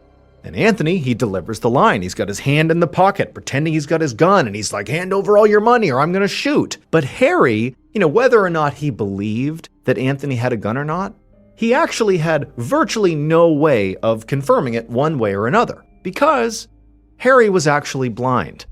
And Anthony knew Harry was blind because they were neighbors. And that was a big reason why he thought this was going to be so easy. I'm going to rob the slight blind kid. That's what I'm going to do. But what Anthony didn't realize is that in addition to being blind, Harry also happened to be a karate master and a master wrestler as well. And so when Harry was suddenly being told, you're going to get shot if you don't hand over your money, his instincts kicked in and he grabbed Anthony, flipped him over his shoulder and slammed him into the ground and broke his neck and killed him. And then he sat on top of his body until police arrived. Harry was never charged in connection with Anthony's death since it was determined he acted in self-defense. And even though the media called him a hero for defending himself, Harry actually felt terrible that he had killed Anthony. He didn't mean to, he was just protecting himself. Next story. 8-year-old girl named Elaine Ellery hurried after her parents as they walked towards this large factory in Norfolk, England. Elaine was so excited about the night ahead here that she was literally skipping as she walked along. So this factory was where her father worked, and they were having their big annual Christmas party. And for the first time ever, Elaine was being allowed to go, and she couldn't wait to see what was inside. So Elaine was really close with her dad, because even though he worked very long hours, he always went out of his way to spend time with her and make her feel very special. In fact, during the work week, it wasn't uncommon for her dad to come home over his lunch break just to give his daughter a big hug, and so they could quickly eat together before he had to rush back to work. And so now, after hearing about her dad's amazing factory over countless lunches they spent together, Elaine, for the first time ever, was actually going to be able to see what he was talking about, because to this point, she had never even stepped foot inside of the factory. Finally, Elaine and her parents arrived in front of this big factory, and in the doors they went, and immediately Elaine is totally struck by just how truly incredible this place is. I mean, it was huge inside. It was already packed with people who were chatting about. There were all these other coworkers and their kids and their families, and Christmas music was playing, and all she could smell was apple cider and baked goods. And she looked around and she saw the whole interior of this great entry room they had walked into was beautifully decorated for the holidays. There was tinsel and there were all these things hung up everywhere, and there was even fake snow all over the place to give it a true Christmas vibe. And so Elaine, she had really high expectations of how grand this place was going to be, and so far, it had more than lived up to its expectations. This was really an incredible thing. So she was delighted, and the whole night she just ran around the party holding her dad's hand, looking at the machines and meeting his coworkers and eating all these treats. It was really just an incredible time. The evening was a whirlwind for her, and before she knew it, Elaine was exhausted and back in the car, driving home, drifting off into a very happy sleep. The rest of Elaine's childhood was very charmed. Basically, she and her dad stayed very close. They went to that Christmas party every year after that first time she went, and it was always such a fun event, and Elaine and her dad continued to have those lunch breaks during the work week, and by the time Elaine was getting old enough to start thinking about, starting a family of her own, she thought hard about the values that her father had instilled in her. One was her dad clearly worked very, very hard, and the second one was her father clearly prioritized family over everything else. As inconvenient as it was for him to come home on his lunch break practically every day, taking a break from, back-breaking work in the factory, he still did it because he wanted his daughter to feel prioritized and special. And so she knew when she had a family of her own, she would act like her father. So you can imagine how Elaine felt in 1983 when Elaine was 25 years old, and by this point she'd gotten married, she had 2 kids of her own, she was living up to the example her father had set for her. You can imagine how she felt when that year her father passed away. For Elaine, this was earth-shattering. She knew he was getting older, and it wasn't wholly unexpected that he passed, but for Elaine, this truly was devastating. Her father was her rock. She had really modeled her whole life on her dad. However, after that initial really intense grief period ended, right after the death of her father, Elaine was able to, have a moment of reflection, and she realized that, as devastating as it was that he was gone now, in a way, because of the way she had built her life, prioritizing family and, living like her dad, that in some ways, even though he was gone physically, spiritually, he was very much still with her and always would be. Fast forward 41 years to one afternoon late in the summer of 2024. And Elaine, who was now in her late 60s, was sitting at her kitchen table in her Norfolk home reading the newspaper. So Elaine had retired just a few years ago, and so now her life was pretty much exclusively about her family and about, slowing down and truly being retired. And in some ways, the timing couldn't have been better for her to start slowing down because lately Elaine had been feeling absolutely exhausted, which was odd because Elaine felt like, even though she viewed her retirement as a chance to slow down, that she would likely have more energy because she wasn't working anymore. And so her slowing down would sort of be by choice, not because she literally couldn't keep up anymore. But lately, it was like Elaine had zero energy. It's like all she could do was sit in place and either read or call her kids, and that was basically it. But on this particular day, as Elaine just sat in the kitchen reading the newspaper, despite not physically really doing much at all, she suddenly started to feel winded, like she had been running around or something, like it was hard to catch her breath, and it scared her. She put the paper down and she sat there for a minute trying to calm herself down, telling herself this is just like a panic attack or something, but it didn't go away, and she really was struggling to breathe. And so she decided she would get up and go get a cup of water and just, take a sip of water and calm down. But when she stood up and began walking over to the sink to get water, like this sensation she was having just got worse and worse, and by the time she was at the counter, she's like holding on to it just to stay up on her feet, and she's trying to sip the water, but she's still like unable to breathe. And she realized that this, combined with this, recent really intense fatigue, meant something had to be wrong here. Like this was not something she could just write off. And so she hobbled her way over to the phone, she picked it up, and she called her doctor. Not long after, one of Elaine's children came by, picked her up, and drove her to the hospital. And by this point, Elaine, she had calmed down a little bit, but still that experience of really not being able to breathe really had shaken her up. And so Elaine, she goes into the doctor's office and she sits down in the exam room and she explains to her doctor what's been going on and what just happened that day. And not long after that, her doctor got a series of tests done, and eventually Elaine got an answer from those tests that explained all of her symptoms. However, that answer made Elaine look at her childhood, her charmed childhood, in a completely new and disturbing way. It would turn out, decades earlier, Elaine's father really had been setting a great example by working very hard and always prioritizing his family and always prioritizing his daughter. But what her father didn't know at the time, in fact, many people didn't know at the time, was that his work itself was actually putting his family at risk. At this time in the UK, most factories, like the one Elaine's father worked at, made products that contained asbestos. So asbestos is a substance that was used very widely for decades to construct structures primarily. Like in construction, it was used a lot. In fact, it was so common that basically any house or building built before the year 2000 likely was made with asbestos inside of it. And so when Elaine was growing up in the 1960s, asbestos was, naturally still being used all the time, and her father obviously encountered it daily at his work. But even though they didn't know it at the time, this was a huge problem for Elaine and her family, and really for anybody else who was living a life that was similar to theirs. Because asbestos was eventually found to be highly toxic and known to cause a very specific type of very aggressive and very deadly cancer that can sometimes take decades to develop. It was the very kind of cancer that Elaine's father had died from in the 1980s. And unfortunately, it was the very kind of cancer that Elaine was diagnosed with in 2024 following that, difficulty breathing and fatigue spell. And then she would eventually die a year later in 2025 from that cancer. And so in a tragic twist of fate here, basically it was because of how close Elaine was with her father growing up that she ultimately contracted the same disease that he did. I mean, there's no question he got that cancer because of his exposure to asbestos in the factory. But he would come home from the factory, like over lunch, he'd come home and he'd have lunch with Elaine, and he wouldn't change. He'd give her a big hug. They'd have their lunch break together. He's putting asbestos on his daughter, not knowingly, but he's covering her in this toxic substance. And then when he would bring her to the Christmas party, all that white snow on the ground was not snow, it was asbestos, but they didn't know it was toxic. And so ultimately, it really was because of how much she loved her dad and how much he loved her. Next story. Florida city called Port Richey, a 37-year-old woman named Marisa Weber walked in the front door of her home and called out a greeting to her mom. Her mom didn't call back, but Marisa could hear her in the kitchen making dinner, and so Marisa walked over to say hello. But Marisa only got about 2 feet into the family's very cramped living room when one of their many cats came bombing into the room and nearly knocked Marisa over as it ran past her and ran up to the side of the wall and just stopped and stared at the baseboard of the wall like there was something there. Marisa was totally annoyed by this cat, and as she looked over at it, she knew what it was doing, because lately Marisa had noticed there were clearly rats in her family's home, kind of scurrying around in the ceilings and the walls. Marisa could hear them all the time, and one of their cats was now clearly hunting one of these rats. And this totally stressed Marisa out. She'd actually begun taking anti-anxiety and antidepressant medication largely because of this rat infestation, and really just the fact that Marisa hated living at her parents' home, but she didn't really have the means to go out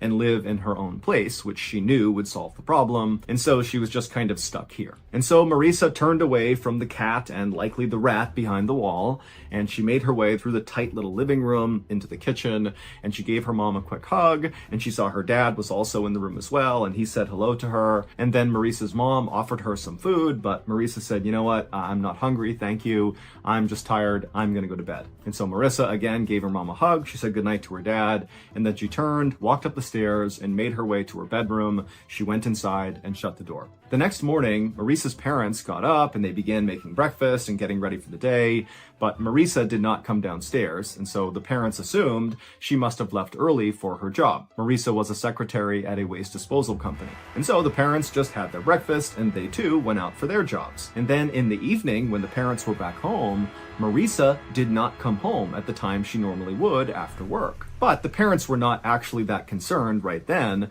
because they figured, okay, well maybe she left early and she came home from work early, and so we just kind of missed her on both ends, and that's why her door to her bedroom is shut. She's just come home early and she's in there and she wants to be left alone. After all, she's a 37-year-old woman. She probably wants her space. But later that night, when still the parents had not even heard their daughter moving around up there, the mother went upstairs and knocked on Marisa's bedroom door.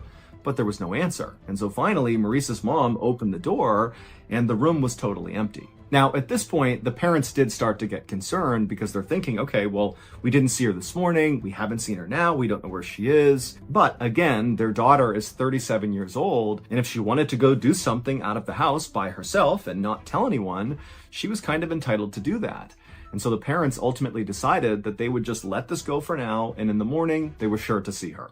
But the next morning, the parents still had not heard from Marisa, she had not come home, and now they were officially starting to panic. In particular, the mother was worried that Marisa might have been kidnapped or something going to or coming back from work, because Marisa was only 5'3" tall and maybe 100 pounds, so she was really small. And so Marisa's mom called her other daughter, Gina, in a total panic, saying, you know, your sister, she's missing. We don't know where she is. She might have gotten kidnapped. You know, come over and help us figure out what's going on. And so Gina came over to the house. And when she came inside, she told her parents, you know, let's stay calm here. Marisa, she's 37. I'm sure she's fine. Let's search the house and see if there's some note or something from Marisa explaining where she is and what she's doing. And so the family searched the whole house, starting with Marisa's room, but they couldn't find anything that gave them any clues about what happened to Marisa. But they did eventually find Marisa's purse that was still in her room, and when they opened it up, they saw her wallet was still inside. And so that sent up a huge red flag for the family. You know, they're thinking, why would Marisa go anywhere for an extended period of time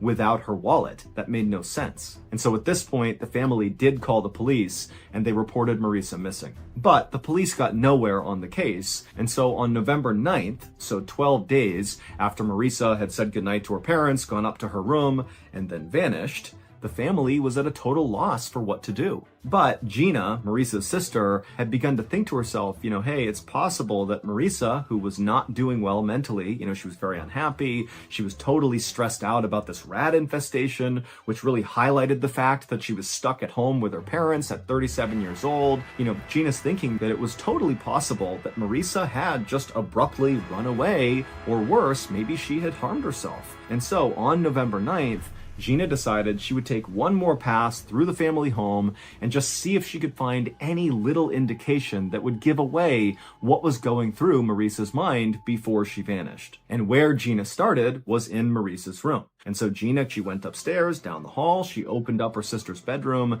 and she walked inside, and you gotta picture this space. It was totally cluttered, almost like a hoarder's space. There were piles of clothes that were taller than a human person. I mean, this room is totally packed with stuff. But Gina, she took her time kind of walking through the room, looking everywhere, kind of sifting through all the piles of junk and clothes and everything in the room, and she couldn't find anything. But then at some point, her attention was drawn to her sister's bookshelf. And she looked over at it, and she thought she saw something odd right in the middle of the shelf. Now, Gina had a flashlight with her, and even though the light was on in the room, she still lifted up the flashlight and turned it on and shined it at this thing in the middle of the bookcase. And when she saw it, she screamed. Based on Gina's discovery, here is what happened to Marisa Weber on October 28th, 2006, the night she disappeared. That night, Marisa had come home. She saw her mom and dad in the kitchen. She was offered food. She turned it down and said, "I'm tired. I'm going to bed." She went upstairs. She went into her room, closed the door, and sat down on her bed. Then Marisa grabbed a pill bottle next to her bed, which contained morphine and codeine, which are two very powerful painkillers. They're opiates, so highly addictive. She popped a few of those, and then she rolled a marijuana joint and smoked that, and then she grabbed the TV remote and sat back on her bed, getting ready to zone out. But when she tried to turn on the TV, which was sitting on this bureau on the other side of the room, it didn't turn on. And right away, Marisa knew that the TV likely had become unplugged. This was something that happened periodically. The room was so packed with stuff that sometimes when Marisa was just navigating through her room, the stuff would bump into the bureau, and that would in turn jostle loose the plug from the TV. But the TV was actually not plugged in right behind where this bureau was. The TV was sitting on the bureau, but the plug ran down and kind of to the side of the bureau behind this huge bookcase that was pressed right up against the bureau. But this bookcase was so loaded down with books and things that Marisa had collected over the years that not only could you not really reach through the bookcase to the wall, but it was too heavy. You couldn't move the bookcase. And so the only way to access this plug from the TV was to climb on top of the bureau where the TV was and kind of reach back and grab the plug behind the bookcase and plug it back in. And so Marisa, who was likely beginning to feel the effects of all the drugs she had taken, climbed on top of this bureau and she reached back behind this 6-foot-tall bookcase and she began trying to grab the plug, but it was just out of reach. And so she leaned farther and farther and farther until she finally grabbed the plug. But when she managed to plug it back into the wall, she slipped forward and fell headfirst into this tiny space behind the bookshelf and the wall, and she got pinned upside down. Now, we don't know why Marisa didn't begin calling out for help. Perhaps she was so under the influence of these drugs that she couldn't really process the situation and didn't know what she should do. Or maybe she was embarrassed about the fact that she had somehow gotten trapped upside down behind her bookcase. But either way, she didn't call out for help right away. And unfortunately, what happens when a human body is trapped upside down long enough is all the blood rushes to the upper part of your body. It causes your eyes eventually to pop out of your head. It feels like your head's going to explode. But the real problem is all that blood pools around your lungs and restricts your lungs and makes it really hard to breathe. And critically, if you can't take a big breath in, you can't project your voice loud enough to call out for help. And so Marisa did not call out for help during those first critical few moments she was trapped behind the bookcase. And then when she realized she absolutely couldn't move, she didn't have the lung capacity to call out for help. And so likely for 1 or maybe even 2 days, Marisa remained upside down behind this bookshelf and likely was aware of her family coming in and out of her bedroom looking for her, but she was not able to vocalize. She could not get their attention, and so eventually she died. Marisa's family would say when they were looking for Marisa in her bedroom while she was dying behind the bookcase, they said they did hear sounds, but it sounded like the rats that were running all over their house. And so they didn't know it was actually likely Marisa moving around behind the bookcase trying to get their attention because she can't use her voice. And then after Marisa died, her family did continue to go back into her room to look for her, and they began to smell something funny, which was Marisa decomposing. But the family didn't know that, and they chalked it up to the fact that the room was really messy. And again, there are rats in this house. I mean, this was not a clean space. And so they kind of thought, okay, the smell can't be anything serious. It wasn't until November 9th when Maurice's sister, Gina, was back in Maurice's bedroom and she looked over at the bookcase and she saw something strange. What she saw was her sister's foot right behind the bookcase. Gina couldn't really process it, so she got her flashlight out, she shined it on. Next story. An Ivy League trained American chemist named Karen Wetterhahn started experiencing tingling in her lower extremities. Now, it was uncomfortable, but it wasn't enough discomfort to warrant going to a doctor or really being concerned about it. She figured it was just something kind of minor and it would go away on its own. But shortly after this tingling began, Karen started noticing she was having balance issues. She would be walking down the hallway at the university where she worked when inexplicably she would just lose her balance and start stumbling and would either fall to the ground or would have to lean up against the wall to steady herself. She tried to convince herself that she was just being clumsy or that she was just really tired and that's what was causing it. But shortly after these balance issues presented themselves, Karen was hit with a host of other health issues. Her speech became awkwardly slow and slurred. She began hearing this white noise ringing in her ear that just wouldn't go away. And her field of vision drastically narrowed to the point where it was like she was looking through 2 toilet paper rolls. Karen's husband brought her to the hospital where she underwent this very lengthy and involved examination, which involved spinal taps and brain scans to try to figure out what was going on because at first, none of the doctors had any idea. After the testing was complete and Karen was sleeping in a hospital bed and her husband was sitting by her side, a doctor walked into the room with a clipboard and he had this odd look on his face, like the news he was about to deliver he didn't really even understand. And so he consulted his clipboard one more time, looking at some paperwork, and then he looked up and he looked at Karen and then he turned to Karen's husband and he just says to him, "Sir, does your wife have any enemies?" It would turn out Karen was suffering from a severe case of mercury toxicity. Mercury is a naturally occurring metallic element that is poisonous to humans in all its forms. And Karen had so much mercury in her body, in fact she had 80 times the toxic threshold, that doctors believed this had to have been an intentional poisoning, that someone must have attacked Karen trying to kill her with mercury. But Karen's husband said, I don't think my wife has any enemies. And then when Karen ultimately woke up, she reiterated that sentiment, that she did not have any enemies. The doctors, who knew Karen was a chemist, they asked her, have you had any recent exposure to mercury? And through slurred and difficult to understand speech, Karen would say that she had. In fact, over the last 6 months leading up to this hospital visit, Karen had had lots of exposure to mercury because she was actually in charge of this huge $7 million research project that was looking to investigate the effects certain metals had on human health. And one of the metals she was studying was mercury. But Karen assured the doctor that anytime she handled any of these metals, she was always very, very cautious, especially when she handled mercury because she understood how hazardous it was. She said she always wore the proper protective equipment to make sure none of the substances made contact with her skin. And she worked under this big chemical hood, which is like a big vacuum, to ensure she didn't accidentally inhale any of the toxic fumes that came off of these metals. The doctor was totally stumped and went silent for a second, and then Karen at some point broke the silence by saying, well, there was one time I did have a spill with mercury, but it was totally meaningless, and I haven't thought about it until just now, only because we're trying to figure out what happened. She would go on to tell the doctor about an incident that occurred 5 months earlier. She had been working at her lab at the university where she was employed when she accidentally spilled 1 or 2 tiny droplets of mercury onto the top of her left hand near her thumb. Now, she was wearing all of the prescribed protective equipment, including latex gloves on her hand, and so when she saw these droplets on her hand, she wasn't concerned for her health. She just followed procedure. She stopped what she was doing, she wiped the droplets off, and then she left her workstation, she threw away the contaminated gloves, she thoroughly washed her hands, and then put new gloves on, and then just went back to work and didn't think much of it. The type of mercury that Karen had spilled on her hand was called dimethyl mercury. This is not the same thing as the shiny silver liquid we see in old thermometers. That is a hazardous substance, but it's nothing compared to dimethyl mercury. Dimethyl mercury is a clear liquid that is considered to be one of the most toxic substances on the planet. After hearing this story from Karen, the doctor agreed that overall this did seem like a kind of meaningless event because she had followed all the proper procedures and those droplets had landed on her gloves gloves, not on her skin.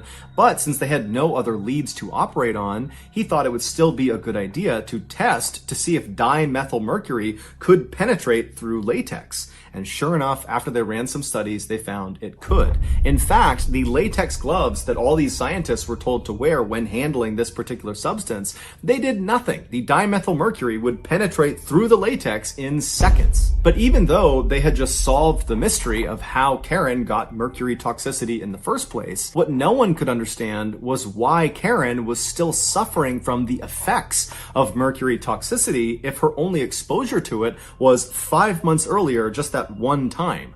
Typically, people who have mercury toxicity, they will get better as soon as the source of their toxicity is removed. Meaning, when the mercury goes away, they get better. And it's because the mercury kind of pools in their bloodstream and their body will naturally excrete it and they'll get better. But unfortunately for Karen, it would turn out dimethylmercury is a little bit different. It's far more lipophilic than other types of mercury.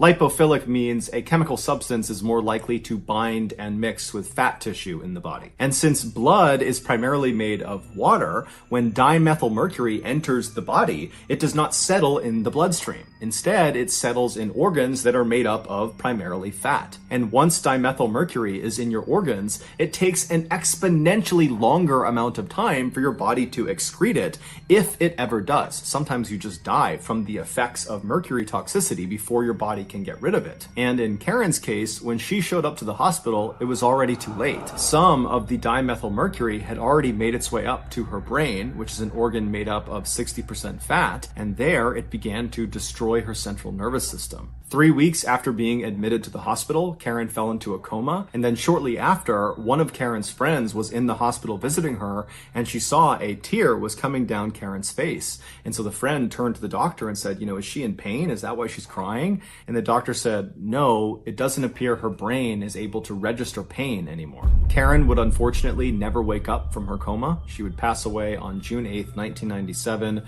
roughly 10 months after those little droplets of dimethylmercury landed. Next story. Okay, back to the stories.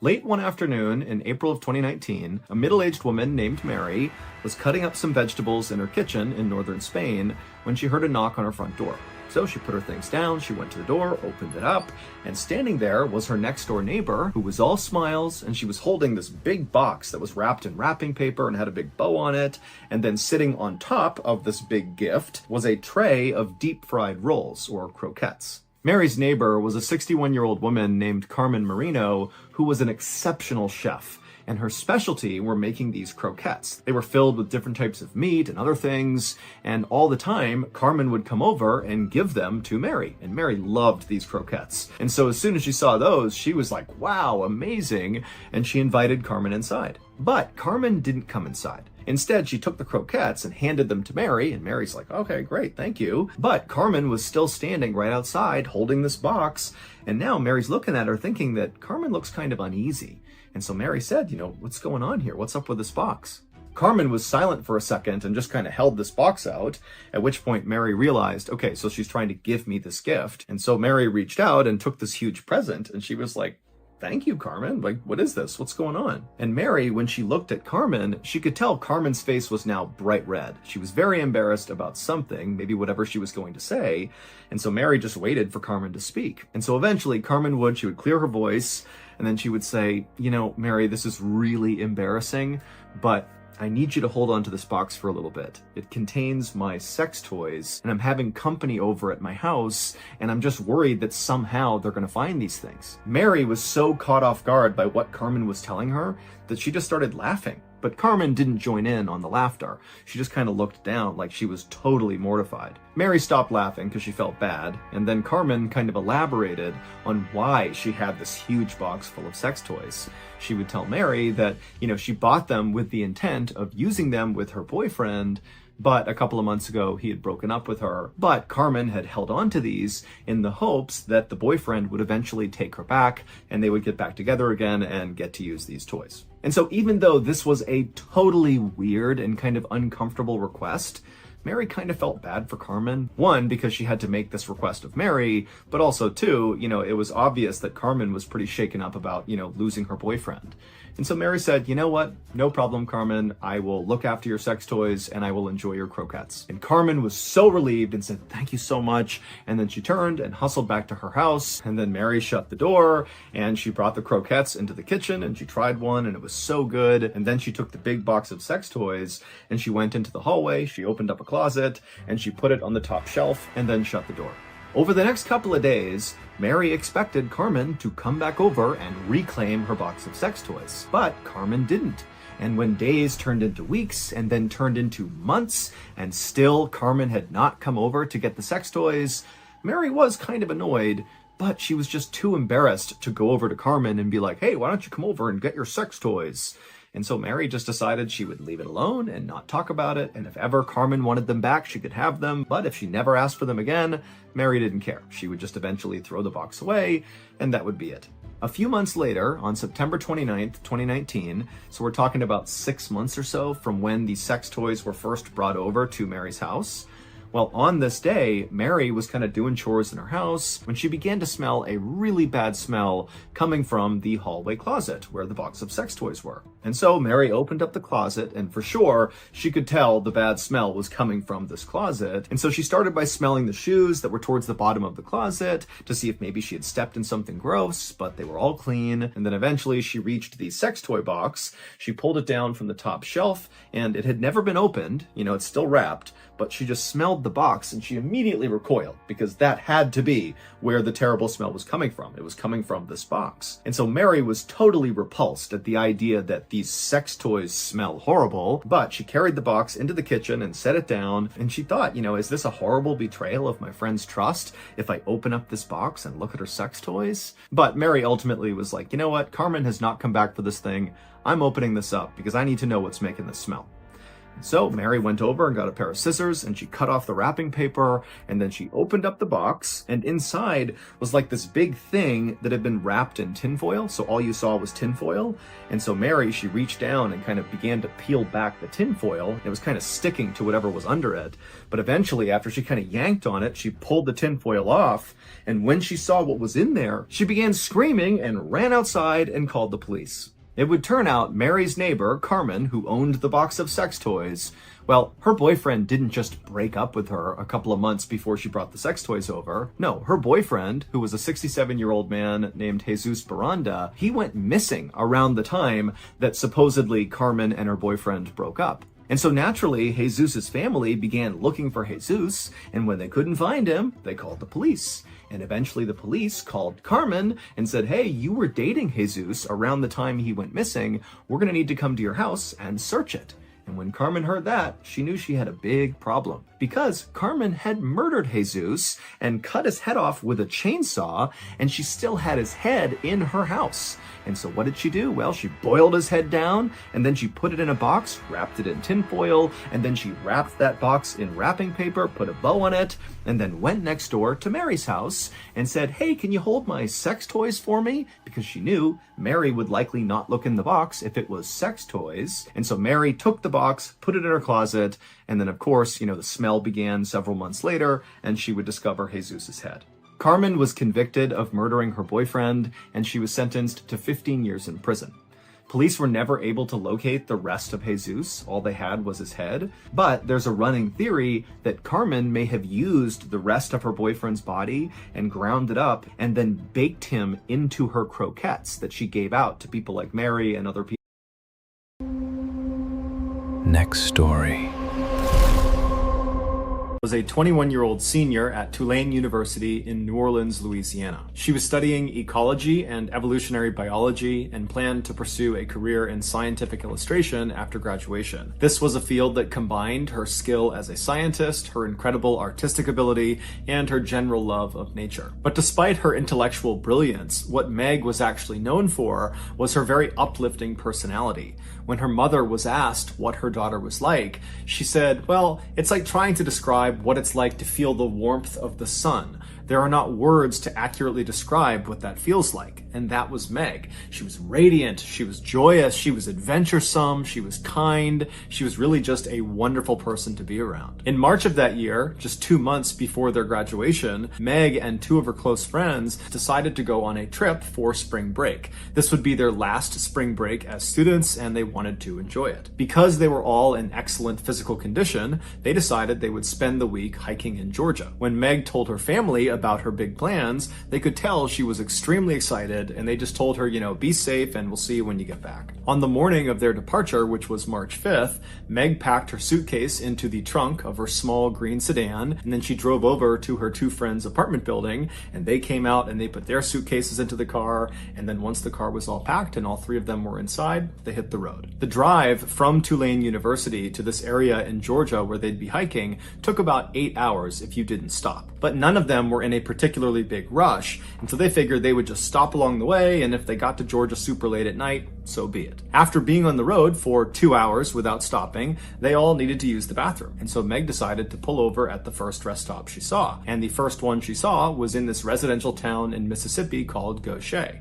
So she pulls off the highway into this very nondescript rest stop, and all three of them get out. They go into the main building and they use the restroom. Meg was the first one to be done, so she came outside and she waited right near the bathroom door.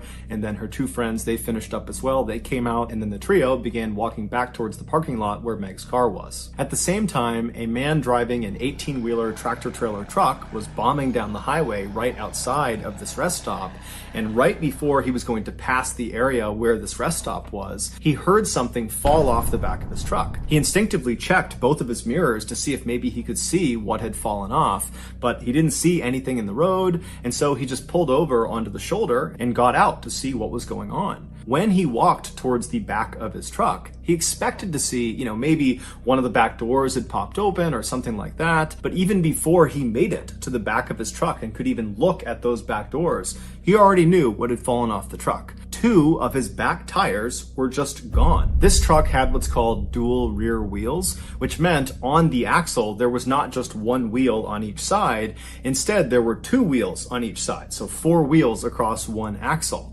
And so each of these 2 wheels were bolted together and would turn at the same time and kind of functioned like one big fat tire. This gave the truck more stability and safety when it was towing. The driver, in a panic, looked back down the road in the direction he had just come, hoping to just see the tires somewhere, but they weren't anywhere to be found. And so, not really knowing what to do, he just instinctively called his boss and told him what was going on. And his boss just said, "Hold tight, I will send help out to you." And so this driver is left to just stand on the side of the road and wait for help to arrive. And so as he's doing that, he's just staring back down the road in the direction he had just come, as if these tires are just gonna magically appear. And as he's looking in this direction, he starts to notice on the other side of the highway, there are police cars and ambulances streaming into a rest stop that he had just passed. And it was the rest stop where Meg and her 2 friends had been. It would turn out when these 2 tires became dislodged from this truck, they went careening across the highway to the other side, across oncoming traffic, all the way up into this rest stop, and they crashed directly into Meg right as she was climbing back into her car. These 2 tires combined weighed almost 1,000 pounds, and so the impact killed Meg. She was pronounced dead on the scene. After an investigation, it was not conclusively determined what actually caused these tires to fall off. The likely cause was they were missing a small part known as a locking washer that costs $3 and is very easy to acquire. But regardless, at this point, the incident is considered. Next story. Cranbrook, which is a small snowy town in British Columbia, Canada, used to be a place no one had heard of. Then Isaiah Otieno changed that. In 2006, an 18-year-old smiling young man named Isaiah Otieno stepped off of a plane in Cranbrook and began making his way toward the baggage claim. As he walked, everyone in the airport stopped and stared up at him. Isaiah was 6'9" tall, and he was from Kenya, making him easily one of the most unique people in all of Cranbrook. Isaiah, who was the son of a Kenyan politician, had worked really hard to earn his slot at the local university, called the College of the Rockies. His plan was to use that degree to get a great job so he could help support his family back in Nairobi. Not long after the first semester of Isaiah's freshman year had started, he was not only flourishing academically, but also socially. His big smile and his charm and his incredibly good manners had earned him many friends, as well as the nickname the Gentle Giant. But the person Isaiah most closely bonded with while he was in Cranbrook was another student named Isaac Hockley.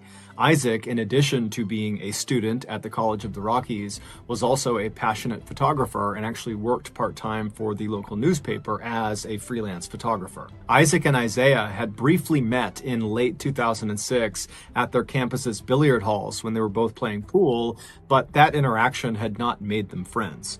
What had cemented their friendship and made them very, very close was one night in early 2007, Isaiah had gotten a job as a bouncer at a local bar because he's 6'9", and so he was the bouncer.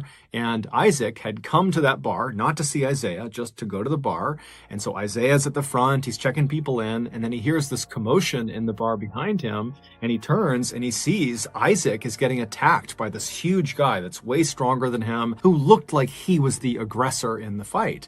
And so without any hesitation, Isaiah turns and just starts galloping into the bar. He's leaping over chairs, he's leaping over tables, and he jumps into the fray, and he fought off Isaac's attacker. And so after the dust settled, Isaac was so thankful for Isaiah, even though Isaiah kind of downplayed it and acted like it was no big deal. But either way, the experience totally bonded these two very different people, and after that, they became totally inseparable. Over the next couple of semesters, the pair would often go off on long rides outside of Cranbrook into the mountains and the forests, and they would just chat. Isaiah would talk about what it was like to live in Kenya and how he was really here to try to be successful like his father, and Isaac would talk to Isaiah about his passion for photography and what it was like growing up in Canada around Cranbrook. On one very memorable drive, the pair were driving at night along this kind of winding road that went through a forest when all of a sudden a moose leapt onto the road and blocked their way. And so Isaac at the last second had to swerve to avoid the moose. But ultimately, they did not get into an accident and it was just a close call. So Isaac was totally fine. He had kind of recovered within seconds of getting past the moose. But Isaiah, who was in the passenger seat, was totally shaken up by it. And when Isaac started talking to Isaiah about why he was so shaken up, because after all, they are fine, they did not get into an accident, Isaiah would admit that he wasn't shaken up because they almost got into an accident. He was shaken up because he saw a moose. He didn't know moose existed, and so seeing this enormous creature suddenly in the middle of the road right in front of them just had totally spooked him. And so after this, Isaac loved to bring this story up as a way of kind of making fun of Isaiah for his fear of moose, but it was totally in a loving way, and Isaiah would always laugh right along with him. But despite how well everything was going in both Isaiah and Isaac's lives to that point, everything would come crashing down in 2008. On May 13th, 2008, so 2 years after Isaiah showed up in Canada, Isaac got a phone call from his employer, the local newspaper, who told him he needed to head into town to take some pictures of a crash that had just happened. A helicopter had been flying over Cranbrook conducting a power line survey when they had lost power and crashed. And all three people, the pilot and the two people in back who were actually doing the survey, they all died on impact. Isaac, like everybody else who heard about this, was totally shocked.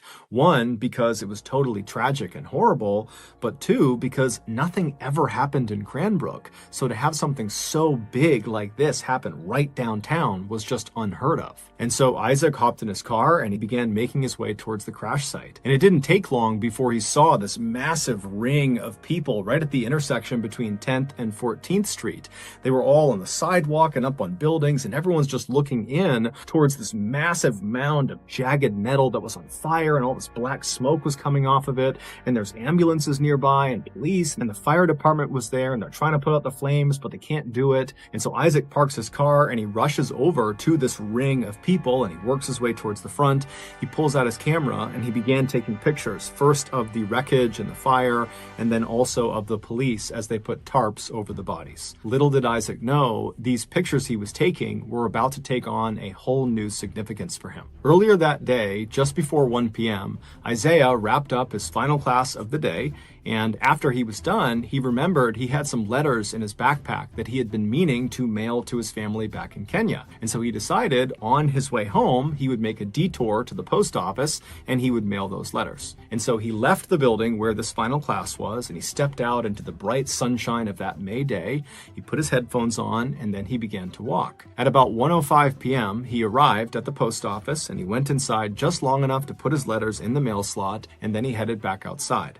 1 minute later, at 1:06 p.m., as he was crossing 10th Street, the helicopter above lost power and crashed directly on top of Isaiah.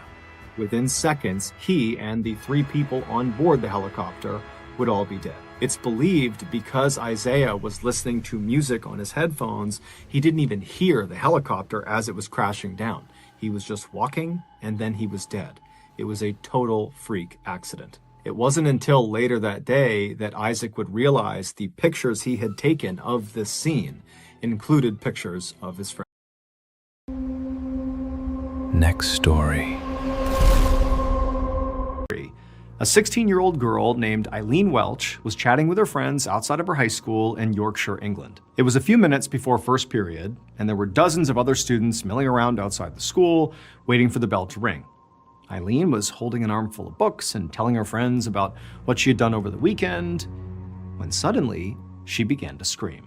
At that same exact moment, Eileen's friend, who had been standing with her just a moment ago, watched as Eileen just began to rise into the air. There was nothing around her lifting her up. She just began inexplicably raising into the air, like 30 feet into the air, and she's screaming. And like this friend, she's looking up at her, and all around her, all the other students, they're looking up at Eileen, just being suspended in air by some phantom force.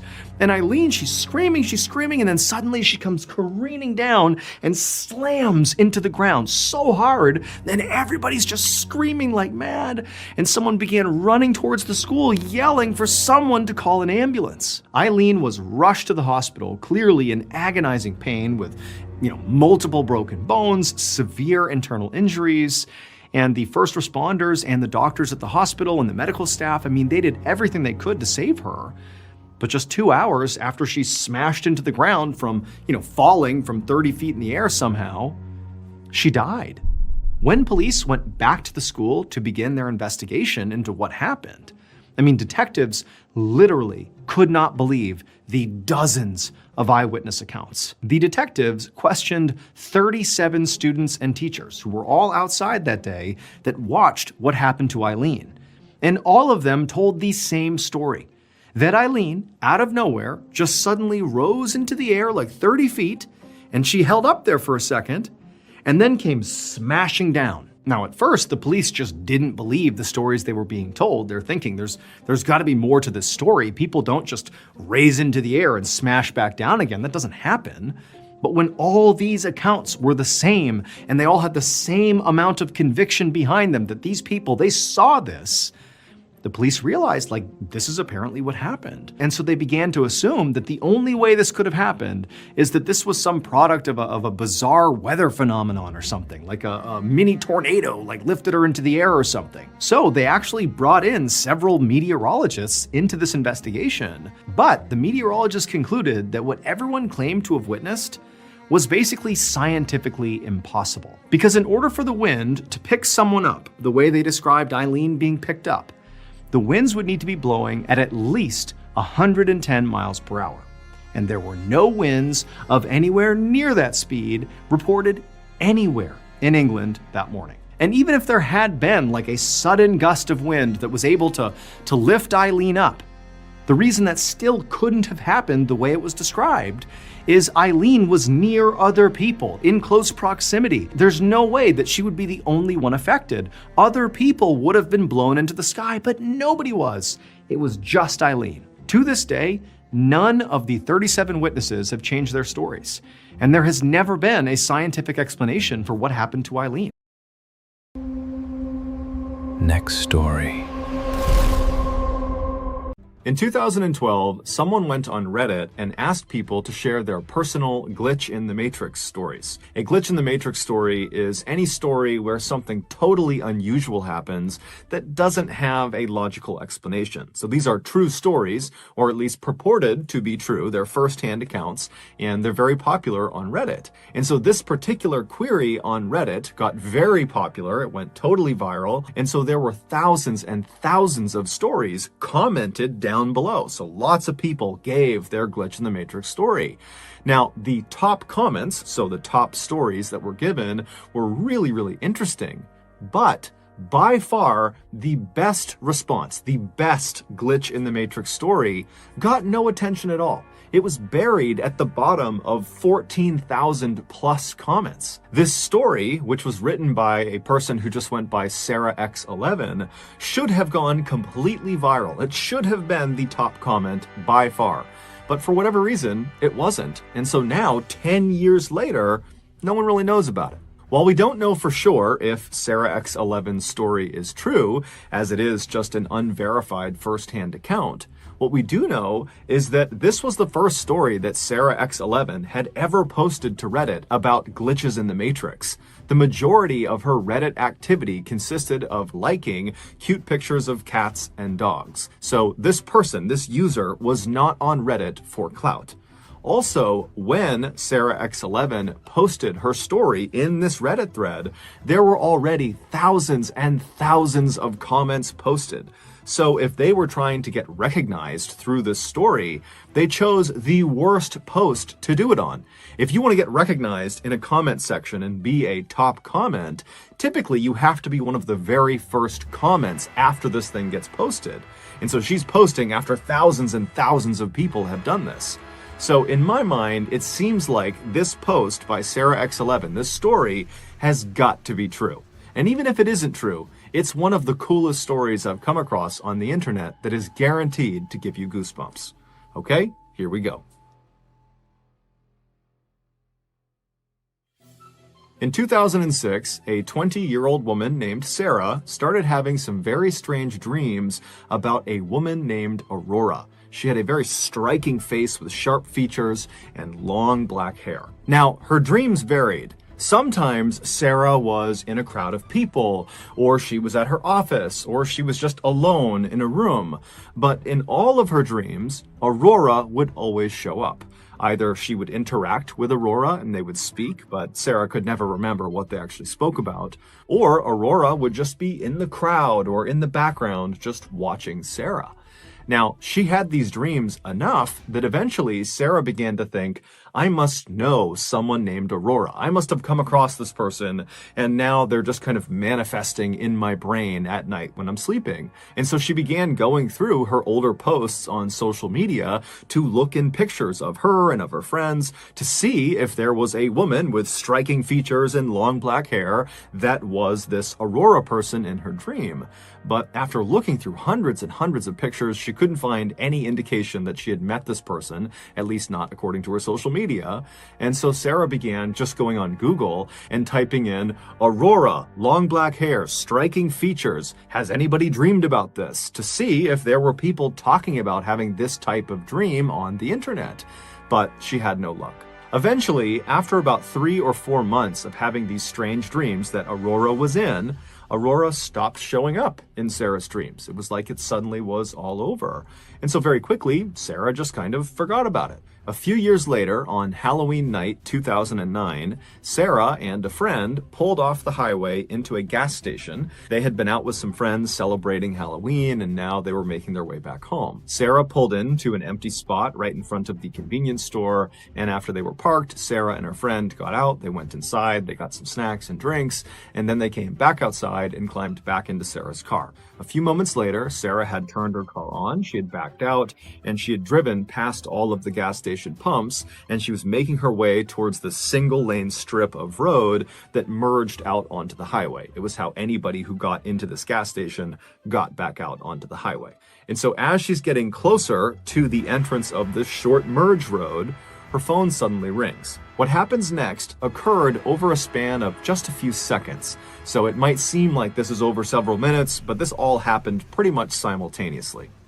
So she's pulling up to the entrance of this merge road, her cell phone rings, and because there was no one behind her, it was not a busy night, Sarah decides to just stop her car, put it in park so she can safely take this phone call. And so she stops her car pretty much right in front of the entrance to this merge road, and she picks up her phone, she looks at the number, and she doesn't recognize it, but she picks it up anyways, and she says, "Hello." There was silence on her phone, and as Sarah is saying, "Hello, is anybody there?" another car from the gas station pulls up right behind Sarah's car, and they start honking their horn immediately. They're in a huge rush.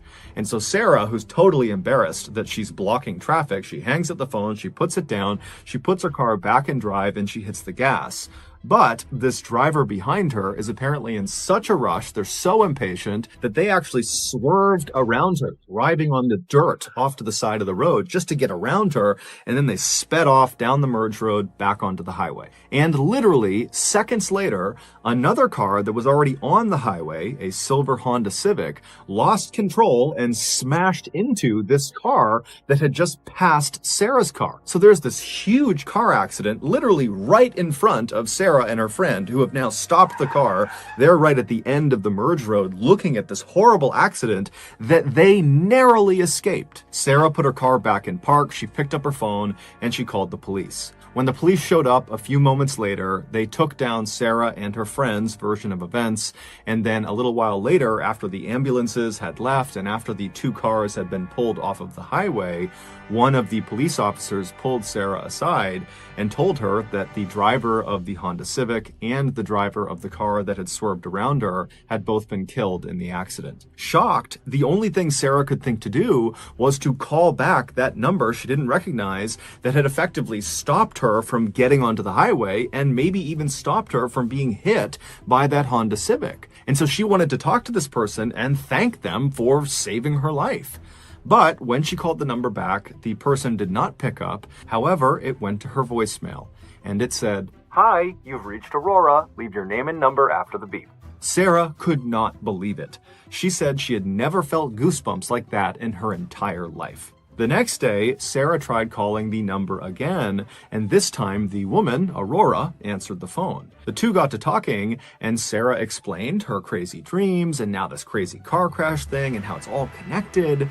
And Aurora would tell Sarah, like, "That's amazing. This is a crazy story you're telling me, except I didn't call you last night. I have no idea how you got my phone number." And so at the end of this phone call, the two women really had not reached any sort of explanation for how this came to be, how they came to be talking. But they ultimately just said, "Okay, hey, thanks and best of luck to you." And then they hung up. After the call was over, Sarah found herself just kind of sitting there, not really sure how to react to what had just happened. It was such a totally bizarre thing that she had just been through over the past 24 hours. And then if you include the dream, this has been a multi-year long thing. And so on a whim, Sarah just opens up her Facebook account and she plugs in Aurora's full name because Aurora had given her her full name on this phone call they had just had. And when she looked at her phone, when the results came in, Sarah nearly fainted. Right at the top of the results page was this woman, Aurora's Facebook account, and her profile picture showed her face. And when Sarah looked at her face, it was the exact same face she had seen so many times in her dreams. It was the same Aurora with the striking features and long black hair. Next story. Road toward a windowless shack on the outskirts of Mogadishu, Somalia. She was holding the hand of her 17-year-old son, Abdi, and as they got closer to the shack, she kept squeezing his hand tighter and tighter because Fatima was afraid. And what she really wanted to do was just turn around and run back home. But she knew she had to keep going because what was waiting for them inside of that shack was really her only chance to save her son's life. So Fatima and her son, they continue walking down the road and they eventually reach the shack and they go around to the front of it and there's this metal door that was blocking the entrance. And Fatima, took a deep breath to steady herself and then she knocked. And a few seconds later, a man opened the door. The man quickly greeted Fatima, but then with a very grim expression, he looked at Abdi, her son, and he pointed at him. And he said, "Are you ready?" But Abdi didn't answer. In fact, Abdi didn't even appear to be paying any attention to this man, or really paying attention to anything. He was just sort of lost in his own thoughts, looking all around. So Abdi had been a pretty typical child, but over the past few years, he'd begun acting really, really strange. It began with nightmares and panic attacks that sort of came out of nowhere. And then he also started freaking out like every time there was a loud or sudden noise. And then most recently, he'd begun getting into these strange mental states where he was so agitated and also confused and disoriented that he would sort of lash out at anybody near him, or even sometimes he would try to hurt himself. When Abdi would act like this, sometimes he would get so violent that his mother, Fatima, had to literally tie him up for his own safety. But remember, Abdi, I mean, he's 17 years old. He's almost a man, at least physically. And it was becoming harder and harder for Fatima to literally restrain him. And she was just getting really scared, not just for her own safety, but for her son's safety, for everyone's safety. Now, Fatima had taken her son to every hospital in Mogadishu, but the infrastructure in Somalia had been devastated by 2 decades of civil war. And so these hospitals are really nothing like the hospitals you would see in the West. Like, these are underfunded, the training is not great for the medical staff. Like, this is not a great place to go if you have a serious medical emergency. And so they were not able to help her with her son. And for Fatima, I mean, in her life, she had seen other people with symptoms that sort of mirrored what she was seeing with her son. And she knew from having seen these people that if they didn't get cured, unfortunately, the outcomes were very, very bad. I mean, most of these people she had seen had wound up being chained to their beds, in locked rooms 24/7, or in some cases, these folks were chained to trees and left to die by their family who couldn't take care of them anymore. And Fatima, I mean, she didn't want that to happen to her son, and so she was willing to do virtually anything to save him. And so with that in mind, Fatima had been saving up money for literally years to try this final treatment, which was inside of this shack that she and her son had just arrived outside of. This treatment was extremely expensive, but she believed it was her only hope. And so this man in the hut, he sort of steps aside and gestures for the mother and son to come inside. And Fatima, who is very nervous, she leads Abdi, who's sort of, lost in space, inside of the hut. And then once inside, the man began sort of examining Abdi. And so while he was doing that, Fatima just sort of stepped aside and just sort of glanced around the interior of the shack. And she was sort of struck by how bare it was. I mean, there was literally nothing else in the shack other than this single plastic chair right in the middle of the dirt floor. That was it. But, Fatima knew this is all part of the process. And so after a few minutes, the man finished examining Abdi, and he turned to Fatima and he said, your boy's in good physical condition, so now they're ready to begin.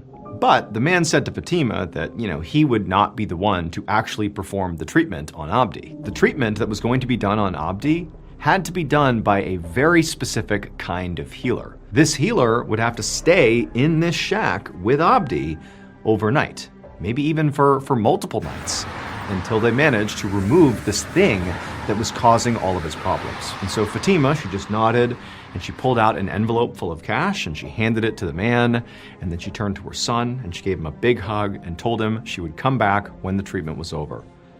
Then Fatima, as quick as she could, she just turned and left, and the man went to go and get the healer. 2 days later, Fatima walked back down that same dirt road toward the metal shack. And this time, she was hopeful. I mean, she was expecting to see her son standing outside, waiting for her, grinning like he used to before, he got sick and everything changed. But instead, as she approached the shack, all she saw was that same man who was sitting in a chair outside of the shack. And when he looked up and saw Fatima, he just looked down and shook his head. Fatima immediately ran forward and began screaming like, "Where's my son? What happened?" And the man tried to restrain her as she reached the door of the shack, but she pushed past him and she opened up the door, and there on the floor of the shack was Abdi. And his body had clearly been slashed and torn all apart. But then before Fatima could even process this just horrific scene in front of her, she heard this high-pitched laughter coming from somewhere behind her. And she turned around, and standing inside the shack in the shadows was the healer who had done this to her son.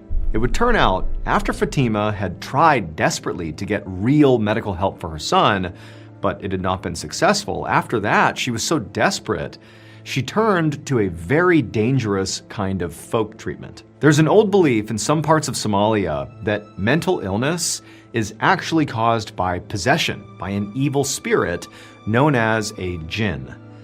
This belief says that there's only one kind of healer that can see the jinn and force it out of the person. But that healer with the special ability to do that was not a person.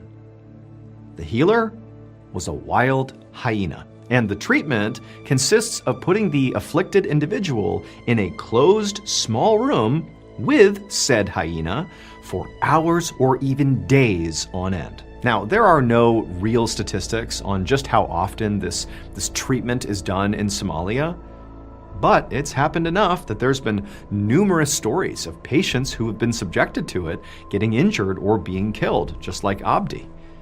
And since 2013, there's even been a big campaign led by a Somali nurse to try to end this sort of barbaric practice and also to expand access to mental health care. Next story. Just the cause. So, if you're looking for a highly transparent days before Christmas in 2010, and 54-year-old Alan Catterall, along with his future son-in-law Mark, were sitting in the break room of a kayak molding facility in the United Kingdom where they both worked. And as they sat there drinking tea, they began exchanging notes about what gifts they got for the rest of their family for the holidays. And as they spoke, they both were very careful to keep their voices very quiet in fear that someone might overhear them, because Alan's wife and daughter also worked at this kayak company. Alan had worked for this company for 10 years, and even though it was back-breaking work a lot of the time, he loved it because it meant he got to spend all this time with his family basically 24/7. It was only 7 a.m., which meant Mark and Alan had just started their shifts, but they were already taking this break to talk about Christmas because they were so excited about it. But they finally said, okay, we do need to go to work, and so they put their cups in the sink, and then Alan made his way down to the factory floor, and his future son-in-law Mark made his way up to the control room. On the factory floor, where Alan was heading, was where all the special machinery was inside of these little rooms where the kayaks were actually molded and put together. And it was Alan's job to make sure the machinery was clean and operational. The machinery inside of these little kayak making rooms was very customized and very finicky, and so Alan was one of the few people at the company who really understood what made it work and what would cause issues, and so he was very valuable at the company. That day, Alan knew one of the circuit boards for one of these molding rooms had shorted out, and so the leadership had decided to shut down that particular molding room while the circuit board was fixed. And so when Alan went down and began checking out each of these molding rooms, he knew which one had been shut down. So he knew when he went in there, it was not going to be operational. But when he went into that particular molding room, he noticed that it really needed a good clean. When these kayaks were made inside of these molding rooms, a lot of times the excess plastic would kind of seep out of the actual mold, and it would get caked to the walls, and it would flake all over the ground. And so periodically, Alan would clean these rooms, and he figured right now, with this one shut down, he might as well clean it. And so Alan grabbed a crowbar, and he headed into this shut down molding room, and he got to work chipping all this plastic off the walls and making a big pile on the ground to sweep out and throw away. But as Alan chipped away at all the plastic, the doors leading into this molding room shut. And so suddenly Alan was cast into total darkness because his only light before that had been coming through these doors. But that was the least of Alan's worries. He knew that if these doors were shutting, these doors were automatic, that meant that the circuit board had to have been fixed, and they didn't know he was in here. And so now this molding room must be operational, which meant he only had minutes to get out of this room. And so Alan ran to the door, and with his crowbar, he began trying to pry the doors open, but he couldn't. These are mechanically sealed doors. They do not just open. You need to press a button to release them. But Alan's in a total panic. He knows what happens in this room, and he just can't get the doors open. And so he began banging on the door with his crowbar and screaming for anybody out in the factory floor to please stop this process that's surely starting inside of this room. Open these doors, get me out of here. But it was so loud out on the factory floor, nobody heard him. And so before long, Alan must have looked around and saw the walls inside of this tight, cramped space beginning to glow red. Because this molding room was actually just an oven. It reached almost 600 degrees Fahrenheit in about 10 minutes. And so Alan is watching as this oven is restarting and he's sealed inside of it. And so the walls turned bright red, and then before long, the crowbar he was using to try to open the door must have become so hot he couldn't have held it. And then the ground as well would have been red hot, and his shoes would have begun to melt. And then the air temperature inside would have gotten so unbelievably hot,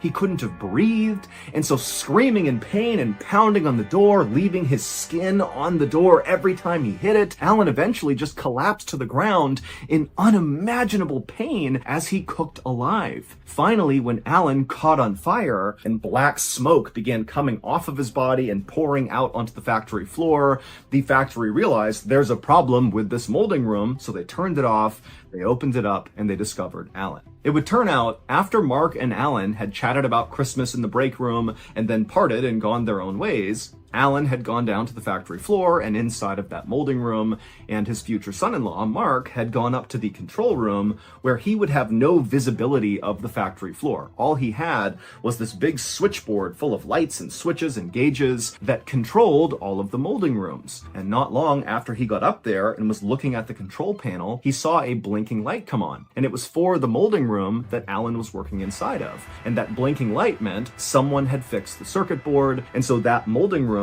now had power. And so reflexively, Mark just turned it on. And when he did that, the molding room began its restart process, which included sealing its doors and turning on the oven. And inside of that molding room, there were no safety escapes. In fact, there was really no safety precautions at all with regards to these ovens. And so as soon as Mark flipped that switch, he had killed his future father-in-law. 5 years later, the Kayak Molding Company was convicted of corporate manslaughter and fined 200,000 pounds. Also, the man who actually designed these molding rooms with no safety precautions in mind, no emergency exits, nothing, he was fined 25,000 pounds. Next story. ShopRite in Hackensack, New Jersey, Tayyab noticed a sign on the back wall that was advertising for a Moneyball jackpot lottery. And he had decided to use the $5 refund to buy 2 lottery tickets. And so he buys these 2 lottery tickets, and the next day, that store set back off the road he went to was a convenience store, a 7-Eleven, and the machine he was using was a machine that scanned your lottery tickets to see if they were winners. And so the first ticket he scanned, it was a dud, it didn't win anything. But the second ticket, when he scanned it, it couldn't process the amount of money he had just won. And so that's why it told him to see the receptionist. And so he brought the second ticket up to the counter, he handed it to the woman, and after she scanned it and saw the amount of money he had won, all she could do was say, "Oh my God, oh my God, oh my God." And when he asked her, what are you looking at? What happened? She just goes, "Big." And so when he got home, Tayyab handed that slip to his wife, and on it was the amount of money that he had won. He was the jackpot winner. He had won $315 million. Tayyab would say that he and his wife and his kids all laughed and cried and celebrated in the kitchen all night. And within a couple of days, Tayyab had left his job, he retired, and he had paid off all of his family's debts. And at his press conference, Next story. using that pipe to try to dig a hole in his wall, and she heard Ronald smashing the pipe on his door, and she must have heard muffled shrieks and yells, but she didn't know what they were and kind of just decided it wasn't her business. But when Ronald's house went from all these strange sounds to silence, that was when she called the police and said, "Hey, I had heard some digging sounds coming from the bungalow, and now I don't." And so when those 2 police officers arrived at Ronald's bungalow, they went inside, they went down the hallway, they went into the bedroom where Ronald had gone, and they saw this huge wardrobe, which is a big wooden piece of furniture, toppled over right in front of the closet. And at the bottom of the closet, they saw 2 human feet protruding from underneath that little space at the bottom of the closet. Those feet belonged to Ronald. He had managed to force his feet underneath the closet, but of course, he could not have fit underneath the closet door. And so the two police officers rushed over, and together they barely were able to get this wardrobe off of the closet door. And when they opened the door up, Ronald was in there. He was deceased. His body was still in a standing position, kind of rigid and propped up against the wall, and freezing water was still pouring down onto his head. It would turn out no one had intentionally trapped Ronald. Instead, his wardrobe was just unstable, and it happened to topple over at the worst possible moment.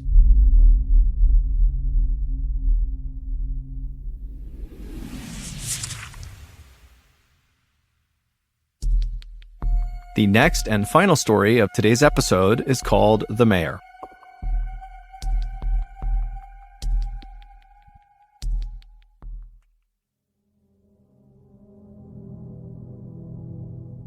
In April of 1979, a 69-year-old woman named Monica Myers was appointed mayor of a little village called Betterton in the U.S. state of Maryland. Betterton used to be this very fancy resort town on the water where people from Baltimore and Philadelphia would come there for vacations. They had fancy hotels and restaurants and shops. But by the time Monica became Betterton's mayor, Betterton had kind of gone downhill. People had stopped coming to Betterton. All the hotels shut down or were abandoned or burned down. The summer homes of the rich people from the big cities, those got sold off. And down at the beach, all these glamorous boardwalks literally just kind of crumbled into the sea. And in their place were all these shanty towns where homeless people set up their camps. But Monica had grown up in Betterton, and so she really loved the town and wanted to improve it. And so when she became mayor in 1979, she really leaned into her new role way more than other mayors would. Instead of managing the village from an office like most mayors would do, Monica literally went out in town and just began doing lots of jobs around the town for free. She would ride around with the police and literally stop crimes in action. One time, she stumbled across someone looting a vacant hotel, and she personally got out, chased this person down, and made them put everything back that they had taken. She would pick up trash on the beach, she would do random repairs on people's homes and businesses all over town, and sometimes she would just go door to door asking people how they were doing. And so very quickly, the people of Betterton really grew to love Monica, and they loved seeing her every single day just out and about making Betterton a better place. And so, on March 20th, 1980, roughly 1 year into Monica's tenure as mayor, it was immediately noticeable to the people of Betterton when Monica was nowhere to be seen. That day, she did not go to the police station in the morning like she normally did. She was not seen at the beach doing her trash pickup, and she didn't knock on anybody's door. And so by mid-morning that day, the people of Betterton, all 120 of them, were basically out in force looking for Monica. And at 11:30 a.m., the police in Betterton got a call about Monica.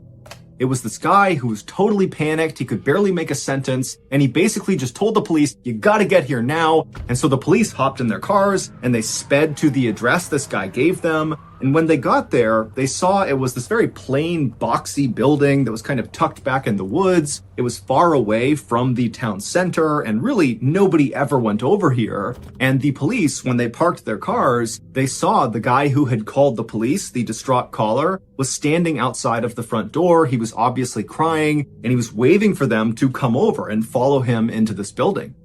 And so the police got out of their cars, they ran over to this guy, and they're asking him, what happened? Where's Monica? What's going on? But this guy was so hysterical, he really could not describe what happened to Monica. He just kept telling them to come on, follow me.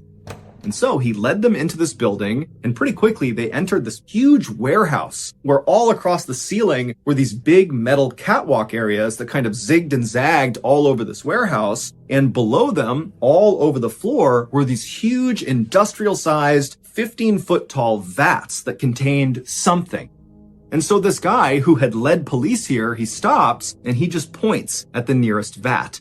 And so the police, picking up his cue, begin walking towards this vat. And as they got closer and closer, they were hit with this horrible smell that made them gag and cough. And before long, they had to stop and kind of compose themselves. The smell was so bad.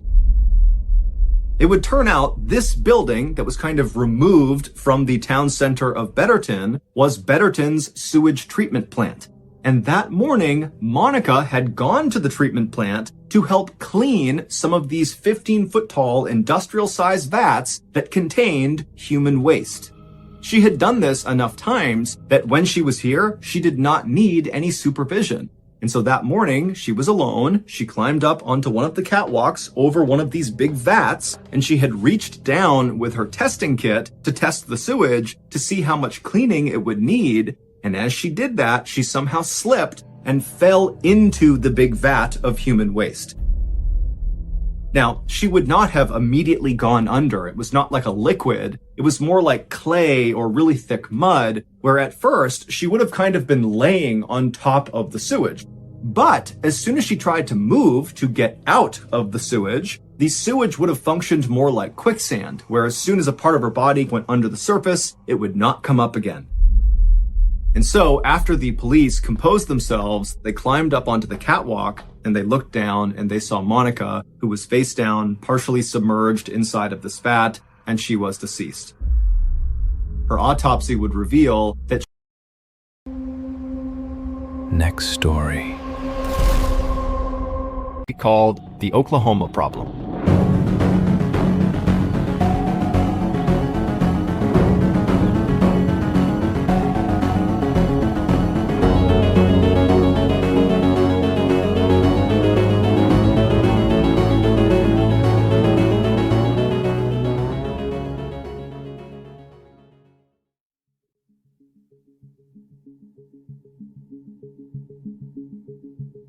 In the spring of 2021, 52-year-old Texas resident Karen Davis got married, and then after the ceremony and after the honeymoon, she went through the process of changing her last name from Davis to McBride to match her husband's last name.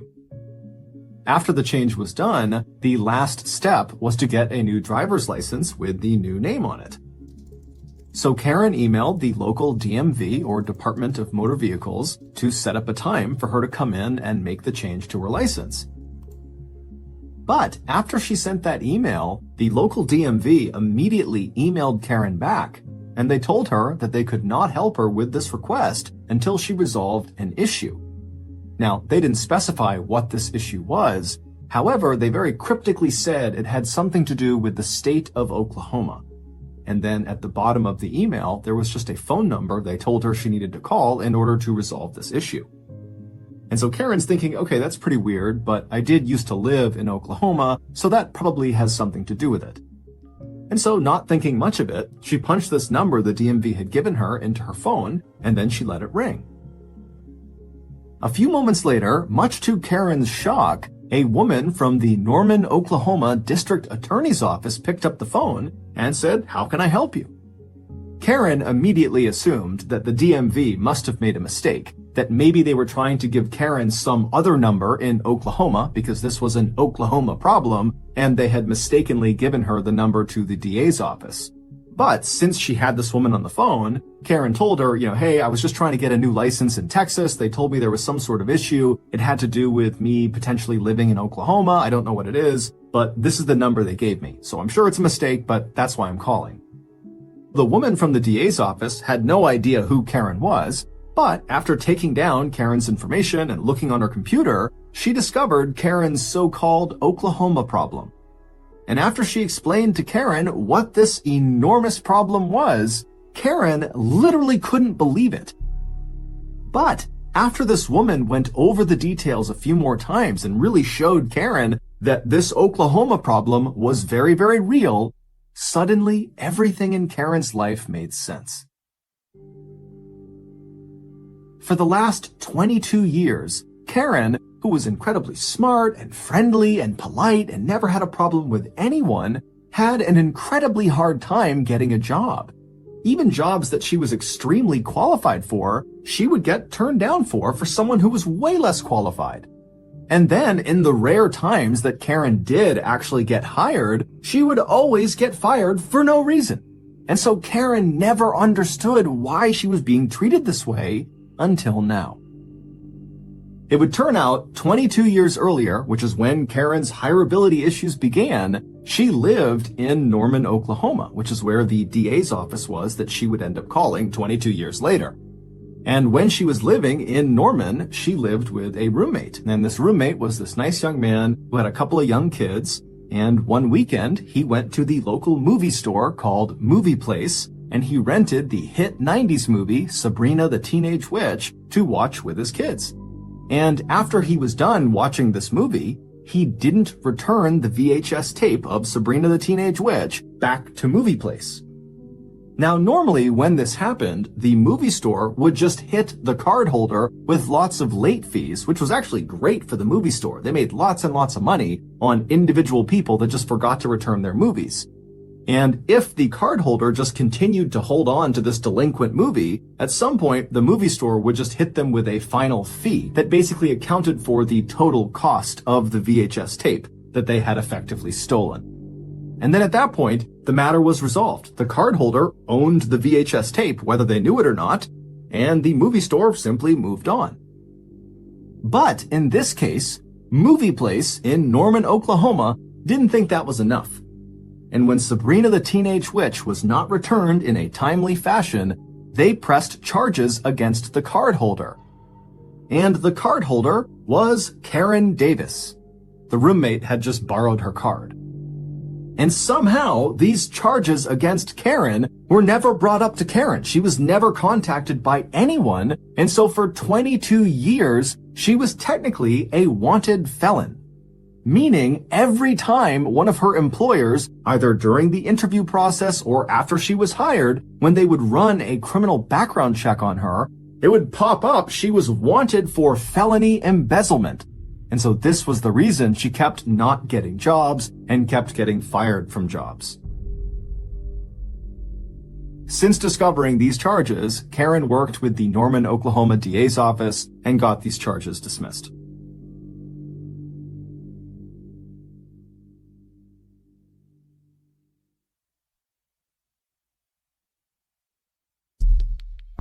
Our next story is called The Dark Room.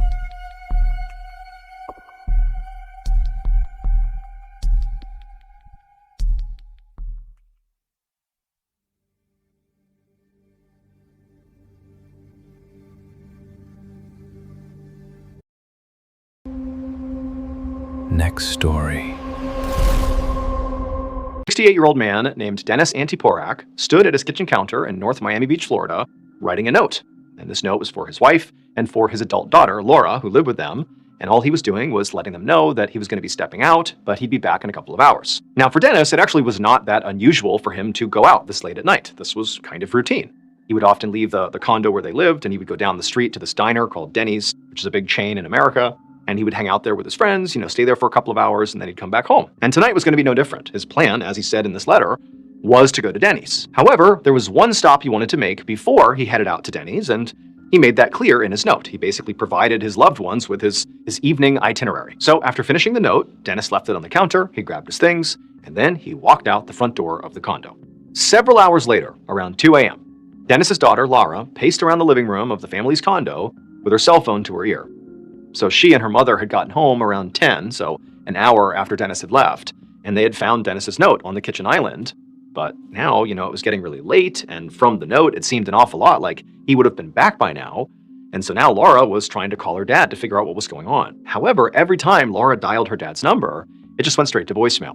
And so again, now that it's like 2 a.m. and she's starting to worry about her dad, she knew that he had gone to Denny's, the diner down the road, and so she looked up the number for that restaurant. It was open 24/7. And she called the Denny's. However, when a worker at Denny's answered the phone and Laura asked them, hey, is my dad there? Because by this point they would know him. He went there all the time. The worker said no, he hadn't been in at all the whole night. And so after hearing this, Laura was baffled. Like, where else could her dad be? But then she remembered the note because her dad said before he was going to go to Denny's, he was going to make a pit stop. And so she looked at the note again and she was like, that's where he has to be. He's got to be upstairs. So upstairs in this condo complex was a whole bunch of amenities that this place offered for its residents. There was a big gym and a pool, and there were common areas and relaxation rooms and all these different things up there. And Dennis loved going up there. And in his note, he indicated that's where he was going to go and go relax for a little bit before going out to Denny's. And so Laura, she heads upstairs, and the first place she looks is the gym. But the gym was totally empty. No one's up there working out at 2 in the morning. It was was vacant, and her dad's nowhere to be found. And then from the gym, she went to the pool area, and the pool was closed, but she could look into the pool area itself, and there was no one in there, including her dad. He was not in the pool. But then Laura looked from the pool over to this door that was near the pool area that led to one of those relaxation rooms that this condo offered its residents. And in her dad's note, he had indicated he was going up there to, relax.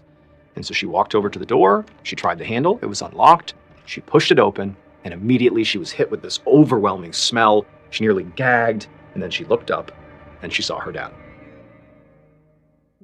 So this condo had a whole bunch of different ways for their residents to unwind and relax. They had these relaxation rooms, they had mindfulness rooms and meditation rooms and yoga rooms, they had the pool, they had the gym, and they had Dennis's favorite relaxation room, which was actually just a sauna. So earlier that night, Dennis went into the sauna, expecting to be in there for a short amount of time to just relax, basically. A sauna, all it is just a closed space that gets really, really hot inside, and you sweat, and you just kind of sit there and just allow your body to kind of melt a little bit and relax, and then you get out again, you feel very refreshed. But it's critical that you only stay in for a limited amount of time, because you're effectively inside of an oven. And Dennis, he went into the sauna, no one else is in there, he set the timer for when it should shut off, and he fell asleep inside the sauna. And then the timer malfunctioned, and so the sauna didn't turn off. And so he's asleep in the sauna, it's just cooking him over and over again until he actually has a heat-induced heart attack and he dies, but then nobody knew he was in there. And the sauna's still on, and so he's dead in the sauna, basically just cooking for hours and hours and hours, until finally his daughter Laura went up there. Next story. A 57-year-old woman named Claudia Sessi walked down the aisle of a historic church in Lyon, France. In the back of the church, a musician was playing a very solemn hymn on a pipe organ, and right behind Claudia, 4 of her sons and nephews were carrying her husband's coffin. So Claudia's husband had died suddenly just a few days ago, and she still really couldn't believe he was gone. A part of her kept thinking that any day now, she was going to get a call from the morgue telling her there'd been a mistake and her husband had just been asleep this whole time. But as she took her seat in the front row and looked around at all the friends and the family that were gathered there wearing black and dabbing at their eyes with handkerchiefs, she finally began to accept the truth. Eventually, the organ music dies out and the church goes totally quiet, and the priest makes his way up to the pulpit to begin the funeral mass. However, right as he began speaking, there was this sort of muffled sound that at first it was really hard to tell what it was, but it was loud enough that it stopped the priest from speaking. He stopped what he was doing and sort of looked around, and then people began to gasp in the church because the sound, this muffled sound, it was coming from inside the casket. And so Claudia, when she realized that, she shot up to her feet and she's staring at the casket, and everyone's like, what's going on?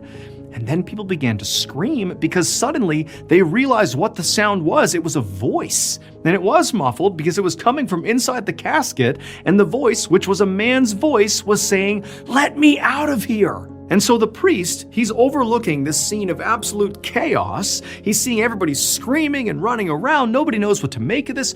He's terrified. He's presided over hundreds of funerals before. He's never ever heard of somebody waking up in the middle of their funeral. And he's looking over at Claudia, the widow, and at first she seems so happy, scared, terrified, but happy her husband is back, and she begins to run towards the coffin.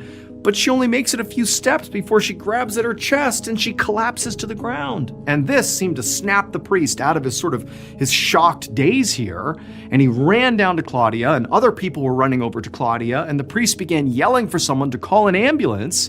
And then he rushed over to the coffin, expecting to find that Claudia's husband was somehow still alive, and he was going to open it up and free him. But when he opened up the coffin, the husband was obviously dead. There's no way he just yelled, "Let me out of here." Not possible. He was definitely dead. So at first, this was just a terrifying scandal that was sort of localized. But after police investigated and figured out what actually happened inside of that church, this story blew up and ricocheted all around the world. Because truly, it is unbelievable what happened inside of the church on that day. It would turn out there was a man in attendance that day at the funeral who was both one of Claudia's husband's friends, so he was there, grieving the loss of his friend, and he was also a ventriloquist, somebody who's able to throw their voice. And he thought it would cheer everyone up if he threw his voice and made it sound like the dead man, his buddy, was crying, let me out of here from inside the coffin. It was meant to lighten the mood. But the prank worked so well that people thought it was real, and Claudia literally thought it was her husband coming back to life, and she was so overwhelmed as she ran to her husband that she had a heart attack and died. Now, the friend, the ventriloquist, immediately took responsibility and felt horrible. He felt like he basically killed Claudia. But despite that, police never charged him with any. Next story. A 30-year-old man named Sam and his 3 friends snuck along the banks of the Eel River estuary near Eureka, California. And when they found a good spot to fish from, they put down all their fishing gear and opened up their tackle boxes. All 4 of them pulled out these special glow-in-the-dark lures, and they tried to stay as quiet as possible as they attached these lures to their fishing rods and then slowly waded out into the water. So Sam and his friends had to be really quiet and very careful as they did this, because what they were about to do was actually illegal. Now, they were going there to fish for salmon, which that in and of itself was not illegal. But doing it at night here was. And that was because the salmon at night would all gather together in this deep, slow-moving spot in the river to sleep. And so they were like extremely easy prey. You could practically just walk out and hit them over the head, and there you go, you got a salmon. And so on the one hand, it was sort of unethical. It's not really fishing anymore. It's just like smashing a fish in a barrel, basically. But more than that, it was very easy to overfish the salmon in this river if there wasn't rules protecting them at night. Additionally, those glow-in-the-dark lures that Sam and his buddies were using were also illegal because the salmon were really attracted to the lures, which again just contributed to even more overfishing. And also, keep in mind, a glow-in-the-dark lure could only really be used at night. And so again, it's sort of like, you can't fish at night and you definitely can't use these lures. That's like a big no-no. But while Sam and his buddies were definitely aware of these rules in place that protected the fish, the reality was they didn't really care. I mean, they were here about to go fishing, so obviously they didn't care. And the reason for that is they made a lot of money by catching a lot of these fish at night and then selling them illegally. And so for weeks now, they had been sneaking into this part of the estuary every night to fish. And in fact, just to ensure they were successful, they had even begun bringing out lookouts with them, who were hiding along the road that led to the estuary to tell Sam if any fish and wildlife officers were out on patrol, in which case they would obviously stop and flee. And so now, Sam and his friends cast their lures into the river, and within a few seconds, Sam had a bite. I mean, unsurprisingly, the salmon are literally right there sleeping, ripe for the picking. And it took all his strength to reel in this catch because the salmon in this estuary were huge. Some could weigh up to 100 pounds. But eventually, Sam was able to wrestle the fish back up onto the riverbank. And then as soon as he had this monster up on shore, he cast his line again. About an hour later, Sam and his friends had caught so many fish that Sam wasn't even sure how they would carry all of them back to the truck. So he decided it was probably about time to call it a night. So, just for good measure, he cast his lure one more time into the water, and like always, he got a bite right away. But this time, when he began reeling it in, there was way more drag on his lure than he had ever felt before, even with some of the biggest fish he had ever caught. I mean, this was like a monster. And so Sam, he could barely turn his reel. He could barely get this thing to move in the water. Then he's thinking, I have caught, for sure, the biggest salmon I've ever caught in my life. This is incredible. And so he calls out to his buddies to get a net ready. Come over here, get ready to catch this thing. It's huge. And his buddies are all excited. They got their nets ready, and he's reeling, and they can hear the sound of the water splashing. They can barely see. It's dark, but they know the fish is fighting like mad, and he's pulling, and finally, he gives one more heave, and he gets this fish up and out of the water, and all his buddies, they're all looking to see what he caught, and when they see what it was, Sam, after freezing, in terror for a second, he turns to his friends and just screams, "Run!" It would turn out Sam had not caught a gigantic salmon. In fact, he hadn't even caught a fish at all. What he really caught was a game warden with the United States Fish and Wildlife Service. Warden Terry Grosh, he knew that poachers were illegally fishing salmon at night along the estuary. And these poachers had lookouts hiding all over the place. And so none of the wardens had been able to catch these poachers before they were able to escape. So Warden Terry Grosh decided that he would need to take a more creative approach if he was going to catch these poachers. And so what he did on the night of Sam's big catch is he put on a full body wetsuit and slid into the water with the salmon before the poachers arrived. So he's like hanging out in the water in the darkness. Nobody can see him with the sleeping salmon. And what he was doing is waiting for the perfect moment to jump out and catch the poachers. But what ended up happening is the poachers actually caught Terry. But after Sam had reeled the warden out of the water, even though he yelled for his buddies to run, Terry Grosh just pulled down his hood and he's like, yeah, you're all under arrest. Once word got around that Terry had literally been in the water with the salmon to protect them, very quickly, poaching stopped at the Eel River estuary, at least for quite a while. And in fact, the stunt by Terry was so successful that it inspired a few other game wardens along the west coast of the United States to also get in the water. Next story. Into today's stories.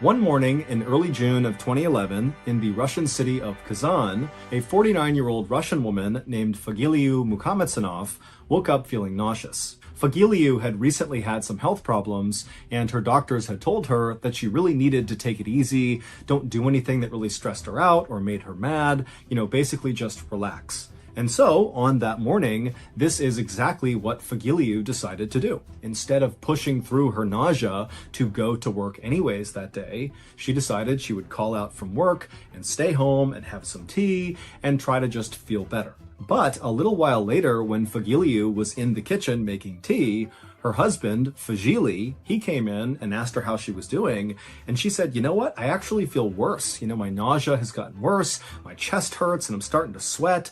I'm gonna go lie down in the bedroom. But as Fagiliu walked across the kitchen to go lay down, her chest suddenly tightened tenfold, and she collapsed to the ground unconscious. Fagili rushed over to her and tried to wake her up, and when he couldn't, he rushed to the phone and dialed 112, which is Russia's emergency line, and he called for an ambulance. And then when the ambulance arrived, Fagiliu was not breathing, and by the time they got her to the hospital, she was declared dead. She had died from a heart attack. Fagili, who had been married to Fagiliu, his wife, for almost 30 years, was absolutely heartbroken, but he and his wife's religion encouraged people to have funerals within 24 hours of a loved one passing away. And so despite the fact that Fagili was basically despondent from all his grief, he pretty much immediately began calling relatives and friends and making preparations for Fagiliu's funeral, which would take place the next day. The next morning, Fagili woke up and put on his best suit, and then he joined his and his wife's family and friends at the funeral home for Fagiliu's funeral. When Fagili walked inside of the funeral home, he saw there were all these wooden chairs facing forward towards the front of the room, and at the front of the room, up on a table, was his wife's coffin, which was open and surrounded by all the flowers that Fagili had barely been able to buy with the little bit of money that he and his wife had. Fagili slowly made his way down the middle of the room to his wife's coffin, and the other people that were there saw him coming and got out of the way in respect to, the husband of the deceased. And so Fagili, he walks up and he looks down at his wife, who again, it's open casket so we can see her, and he was struck by her appearance. She just did not look right. Now, Fagili did not have enough money to embalm his wife, which means to preserve a dead body and make it look like it's very lifelike. And so instead, the people who worked in this funeral home had just applied heavy makeup to Fagiliu's face to try to make her appear more lifelike, but it really hadn't worked. To Fagili, it didn't even look like his wife. After all, Fagiliu never even wore makeup, and so to see her with heavy eyeliner and bright red lipstick was just totally bizarre. Behind Fagili was Fagili's family and Fagiliu's relatives all assembled in the first row, and they were beginning their prayers for the dead. And so Fagili, he took a few more looks at his wife, and then he stepped back and joined the first row. And so as Vasily was standing there holding his mother's and brother's hand, he closed his eyes and did his best to focus on the words of the prayer instead of on the grief he was feeling for his wife. And as he was doing that, his mother, who was on his right side, suddenly broke from the words of the prayer and let out this strange crying sound. And Vasily, he opened his eyes and looked over at his mother, expecting her to be collapsed on the ground from all the grief she was experiencing. But instead, he saw his mother was trembling and looking straight ahead. And so Vasily followed her gaze, and what he saw at the front of the room made Vasily want to faint. His wife, Fagiliu, was now sitting straight up in her coffin. She wasn't making a sound, but she was looking out at the crowd of people with her strange makeup on her face, just staring at them with wide eyes. And for a second, everybody in the funeral home noticed this and went totally quiet, and both Fagiliu and the mourners just stared at each other. And then Fagiliu began screaming, but at first it was like she couldn't make any sound, and it was this raspy, dry yell that was coming out of her mouth. But then it built and built until it was sort of like a bellow or a roar. And when this loud, deep, guttural sound began coming out of Fagiliu's mouth, the mourners in the room began screaming too. And suddenly it was absolute chaos inside of this building. As funeral workers rushed to call emergency services, not knowing what else to do, Vasily, who also had been screaming after seeing his wife arise from the dead, he kind of snapped out of it and ran to his wife, and he embraced her, and when he did, Fagiliu went from screaming to silent, and she looked up at her husband with wide, scared eyes and began crying, and then she slumped forward into Vasily's arms. At this point, Vasily's family and Fagiliu's family saw what was happening, and they kind of snapped out of it too, and they rushed forward, and they helped Vasily lift Fagiliu out of her coffin, and they laid her down on the ground. And even though she wasn't moving, her eyes were open, and she was looking up at her family, just absolutely terrified, with all her makeup running from her tears. And then 12 minutes later, when Fagiliu finally was rushed to the hospital, she was declared dead again. It would turn out that when Fagiliu collapsed on her kitchen floor, she really did have a heart attack, but it didn't kill her. She was just unconscious, and her breathing was very shallow, and she wasn't moving, and nobody noticed. And so when Fagiliu kind of came to and woke up inside of her coffin at her funeral, she likely was okay, all things considered. She was, healthy enough to be alive. But when she looked around the room and saw she was at her own funeral and sitting in her coffin, the stress of that moment had given her. Next story. Was 22 years old. He lived in Michigan. He was an avid outdoorsman. He liked to go deer hunting. He loved to catch trophy fish, and he loved his family. And routinely, after he moved out of the house, he would drive on the weekends the 5 miles north to his parents' house and would spend lots of time with his parents and his extended family. On June 11th, 2005, Todd was visiting his parents at their house. He was there for dinner, and after dinner, he went back to his house. He checked in with his roommate, who was actually his cousin, and then following that, he drove to a local bar to get a few drinks. At about 9:30 that night, he decides to leave the bar and walk to this big orchard where there was this huge annual keg party that he and his friends would go to. He leaves his car at the bar and he walks to this orchard, and it's perfect weather. All of his friends are there. He's having this great time, and he's there all the way until midnight. It was getting late. Todd felt tired, so he told a couple of his friends that he was going to head home. He was going to leave his car at the bar, and he was just going to walk back to his house. The area that this orchard was in was right near his home, and so he knew this area extremely well, and it was only about a mile south to walk to his house. So all of his friends said bye to him. They said he seemed totally normal. They watched him walk south towards his house, and that was the last anybody saw of him. On his walk home, Todd would make 4 phone calls to friends and to family. And the last one he made was at about 12:45 in the morning, and it was to his friends, and he told them that he was in a field and he couldn't breathe. And they kept asking him, what are you talking about? And all they heard was very heavy breathing on the phone. They couldn't tell if it was his or if someone else had taken the phone and was now breathing into it. Then the phone cuts out, and they try calling him back, and there was no answer. They couldn't get in touch with him. The next day, when Todd did not show up at a family get-together, something he never would have missed unless he told them ahead of time, his family knew something was wrong. Plus, they had those strange phone calls the night before. They checked in with his friends. They said, yeah, we haven't heard from him. They went over to his house. He wasn't there. And so that's when they called the police. A massive search is kicked off involving canines and helicopters, and they're not finding anything. 3 weeks after Todd had gone missing, a couple was walking around this lake that was located north of the orchard where Todd was at that big keg party. And the wife looked out into the water and she said she thought she saw something bobbing. She couldn't tell what it was, but it was just this weird object that stood out to her. And she and her partner walked down to the edge of the lake and they looked out. And at first she thought it was a person who was swimming, just kind of bobbing up and down because their body position was such that their shoulders and head were totally out of the water. And so it was a strange sight, and they knew that it didn't seem right. So they called the police. Police show up, and it turns out that this person was Todd Geib, and they were deceased. When searchers found out that it was Todd Geib in the lake, their reaction was, no way. We have witnesses saying he was walking south after he left the keg party. Why is he in a lake way to the north of the keg party? It's in the complete opposite direction.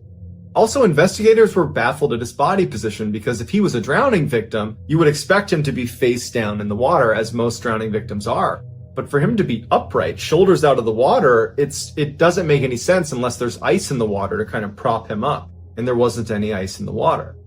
His toxicology report showed that in addition to alcohol in his system, he had a very high dose of an antidepressant, something that he wasn't prescribed, and he didn't have any history of mental illness and had never been prescribed any antidepressant in his life. His body was pristine. It did not have any of the hallmarks, the bloating you would expect from being in water for 21 days. In fact, it was concluded that it was impossible for his body to have been in the water for all 21 days that he had been missing. His autopsy showed that he had almost no water in his lungs, even though his death was classified as an accidental drowning. When the news broke that this was an accidental drowning, the family and friends pushed for a closer examination of this case because it wasn't adding up. And so a noted pathologist looked at all of the evidence and determined that at most, Todd had been in the water for maybe 3 days, and he had almost certainly been deceased when he was placed in the water, which is why there wasn't any water in his lungs, and it's potentially why he was in that position that he was in, that upright position. Why are we calling it an accidental drowning still? And where was Todd from the day he went missing for those 15 to 17 days before he was placed in the water? And what did he mean when he was on the phone the night he went? Next story. Burkhart opened a riverfront restaurant in Beaumont, Texas. And for the next 50 plus years, his customers would eat burgers, drink beers, and on super hot days, they would jump off the pier into the river to cool down. But one day in June of 2015, while Alan was in his restaurant looking out the back window, he saw something strange in the river. When he went outside to get a better look, he noticed his customers who were eating outside had also noticed this strange thing, and now they were standing up and nervously watching it as it floated by. Alan immediately yelled out to everyone to not go swimming, obviously, based on what they were seeing, and then he went back inside and made a sign that said no swimming, and he posted it on the pier. A few weeks later, on July 2nd, a 28-year-old local man named Tommy Woodward and his girlfriend, Victoria LeBlanc, arrived at Alan's restaurant for a fun night out. After several hours of drinking and playing pool, Tommy and his girlfriend made their way over to the bar and had a seat, at which point Tommy began telling his girlfriend that he planned on going swimming in the river that night. The bartender overheard him and said, "Tommy, you can't go swimming in the river anymore." But Tommy was a bit of a rule breaker and said he didn't care, he was going to go anyways. The bartender began pleading with him and even got other staff members of the restaurant to talk sense into Tommy that he should not get in the water. But eventually Tommy just stood up, he grabbed his girlfriend's hand, left the restaurant, and began walking down towards the pier. The bartender at this point just kind of rolled her eyes and thought, I can't do anything to stop him, and so she went back to her bartending duties. When Tommy and Victoria got down to the pier, the black water was quiet and calm as Tommy took off his shirt and removed his valuables from his pockets. Right before Tommy was about to jump into the water, Victoria stopped him and said she thought she saw something moving underneath the pier. But Tommy just laughed and said he didn't care and jumped into the water and disappeared below the surface. Immediately, the water around Tommy seemed to erupt like a bomb had gone off underneath him. When Tommy came back up to the surface, he was screaming and trying to swim back to the pier, but before he could get there, something pulled him under the water. And then a few seconds later, Tommy came back up again, and this time Victoria could see the left side of his torso was bleeding profusely. And so she instinctively leapt into the water to try to save him. And Tommy, even though he knew he needed help, he said to her, "Get back on land, save yourself." And so she obliged. She climbed back onto the pier, and when she turned around, she caught a final glimpse of Tommy as he was pulled back under the water, and this time he did not come back up again. The bartender had heard screaming and so ran down with a flashlight to the pier, and when she got there, Victoria was hysterical and she was yelling Tommy's name and looking out over the water, and so the bartender at this point is reasonably certain she knows what happened to Tommy, but if by some miracle he's still alive, she wants to find him. And so she raises her flashlight and she begins scanning the now totally calm black water, and as she's scanning, she finds him. He's floating face down way off in the middle of the river, and as soon as the flashlight hits him, something pulls his body under the water and he disappears from view. It was no secret that the river that ran next to Alan's restaurant was home to alligators. But these alligators were small and they didn't bother anybody, and so the locals really didn't have any issue swimming with them. In fact, they had nicknamed two of the alligators that were seen the most often. They named them Cheeto and Marshmallow. But on that day in June of 2015, when Alan and the other guests saw this thing out in the river, what they were seeing was a monster alligator, the likes of which they had never seen before in this river. It was at least 11 feet long and over 400 pounds, and that summer it decided to make the underside of Alan's pier its home. And so that night, when Tommy leapt into the water, it was this monster alligator's feeding time, and so Tommy became its dinner. About 2 hours after Tommy was attacked, what was left of him was recovered from the river. Tommy became the first. Next story.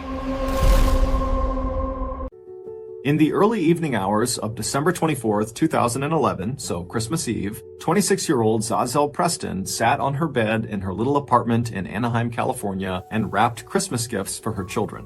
Laying next to her was her newest addition to the family, her third child, a 7-week-old little boy. This Christmas was a big deal for Zazel. It was also a big deal for her husband, 30-year-old William Wallace, not only because it was going to be the first Christmas with their new son, but also because this was the first Christmas after Zazel and William had reconciled their relationship. They had been married for the past 3 years, but over those 3 years, their relationship had been very unhealthy and toxic and at times abusive.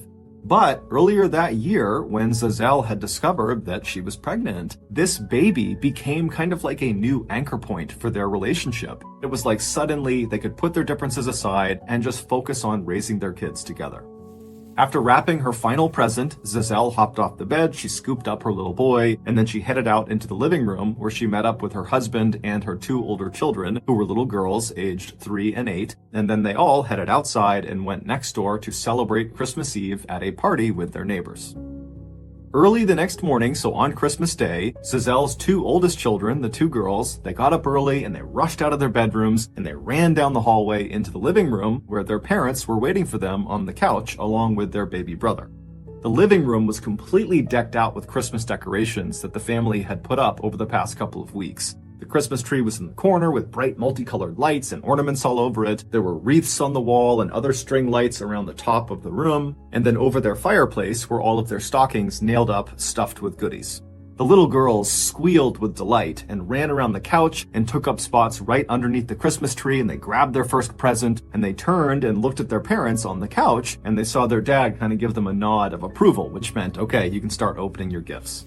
And so the girls happily began tearing into the festive wrapping, and then after each of them had their brand new toy in hand, they turned around reflexively to show their parents. And so William, he sees the toys and he says, "Oh, they're so great, guys." And then when the girls, they look at their mother and they show her the toys, she doesn't even react. She completely ignores them. And so at some point, these little kids, they start yelling for their mom, "Hey mom, check it out, look at this new toy." But Zazel just sits there. She doesn't say a word. She's just sitting back on the couch, completely ignoring them. Finally, the 8-year-old turns to William and says, "What's wrong with mommy?"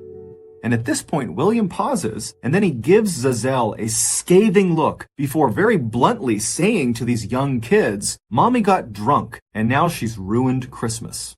The girls knew from William's tone of voice that their parents must be fighting, and so they did what they normally did when this happened, and that was to just try to ignore it. And so the little girls, they turned away from their parents and began opening more presents, doing their best not to disturb their parents, who were sitting silently behind them. And then, a little after 9 a.m., after most of the presents had been opened, William abruptly stood up and walked into the other room and placed a phone call.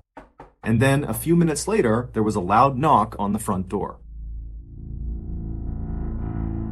The night before, after Zazelle and William and their kids had left their neighbor's party and come back to their apartment, Zazelle and William had gotten into a vicious fight. And by the time the kids had all gone to bed, the fight between the parents had become very physical.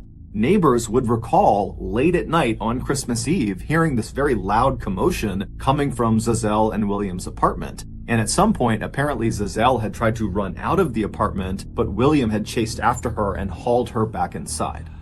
The sounds coming from their apartment would eventually stop somewhere in the wee hours of Christmas Day. And then as the sun came up on Christmas Day, Zazelle and William had made their way to the couch, and they were sitting there with their 7-week-old baby, waiting for their two oldest to wake up and come open presents. Except when their two little girls came out of their bedrooms and bombed into the living room to begin celebrating, only William was alive. Zazelle had been beaten to death by William. And after he had beaten her to death the night before, he had dragged her into the living room, set her up on the couch to make it look like she was sitting, and then put sunglasses on her eyes in order to trick the children. And so all morning, as this 3-year-old and 8-year-old are opening these gifts and turning and showing their mother with excitement, she was dead the whole time. But at around 9 a.m., William realized his charade was not going to last because his kids were really keyed in to there being something wrong with their mother. And so that was when he got up and he called 911 and he told them that his wife had gotten drunk and fallen into a glass coffee table. And so she was hurt. And so a little bit later, the police and paramedics, they arrive, they go inside, and right away they can tell William is lying to them. There's more to this story than they're being told. And so ultimately, William would be convicted of second-degree murder, and he would be sentenced to 15 years to life in prison. As for Zazelle's 3 children, they are now being looked after by her parents.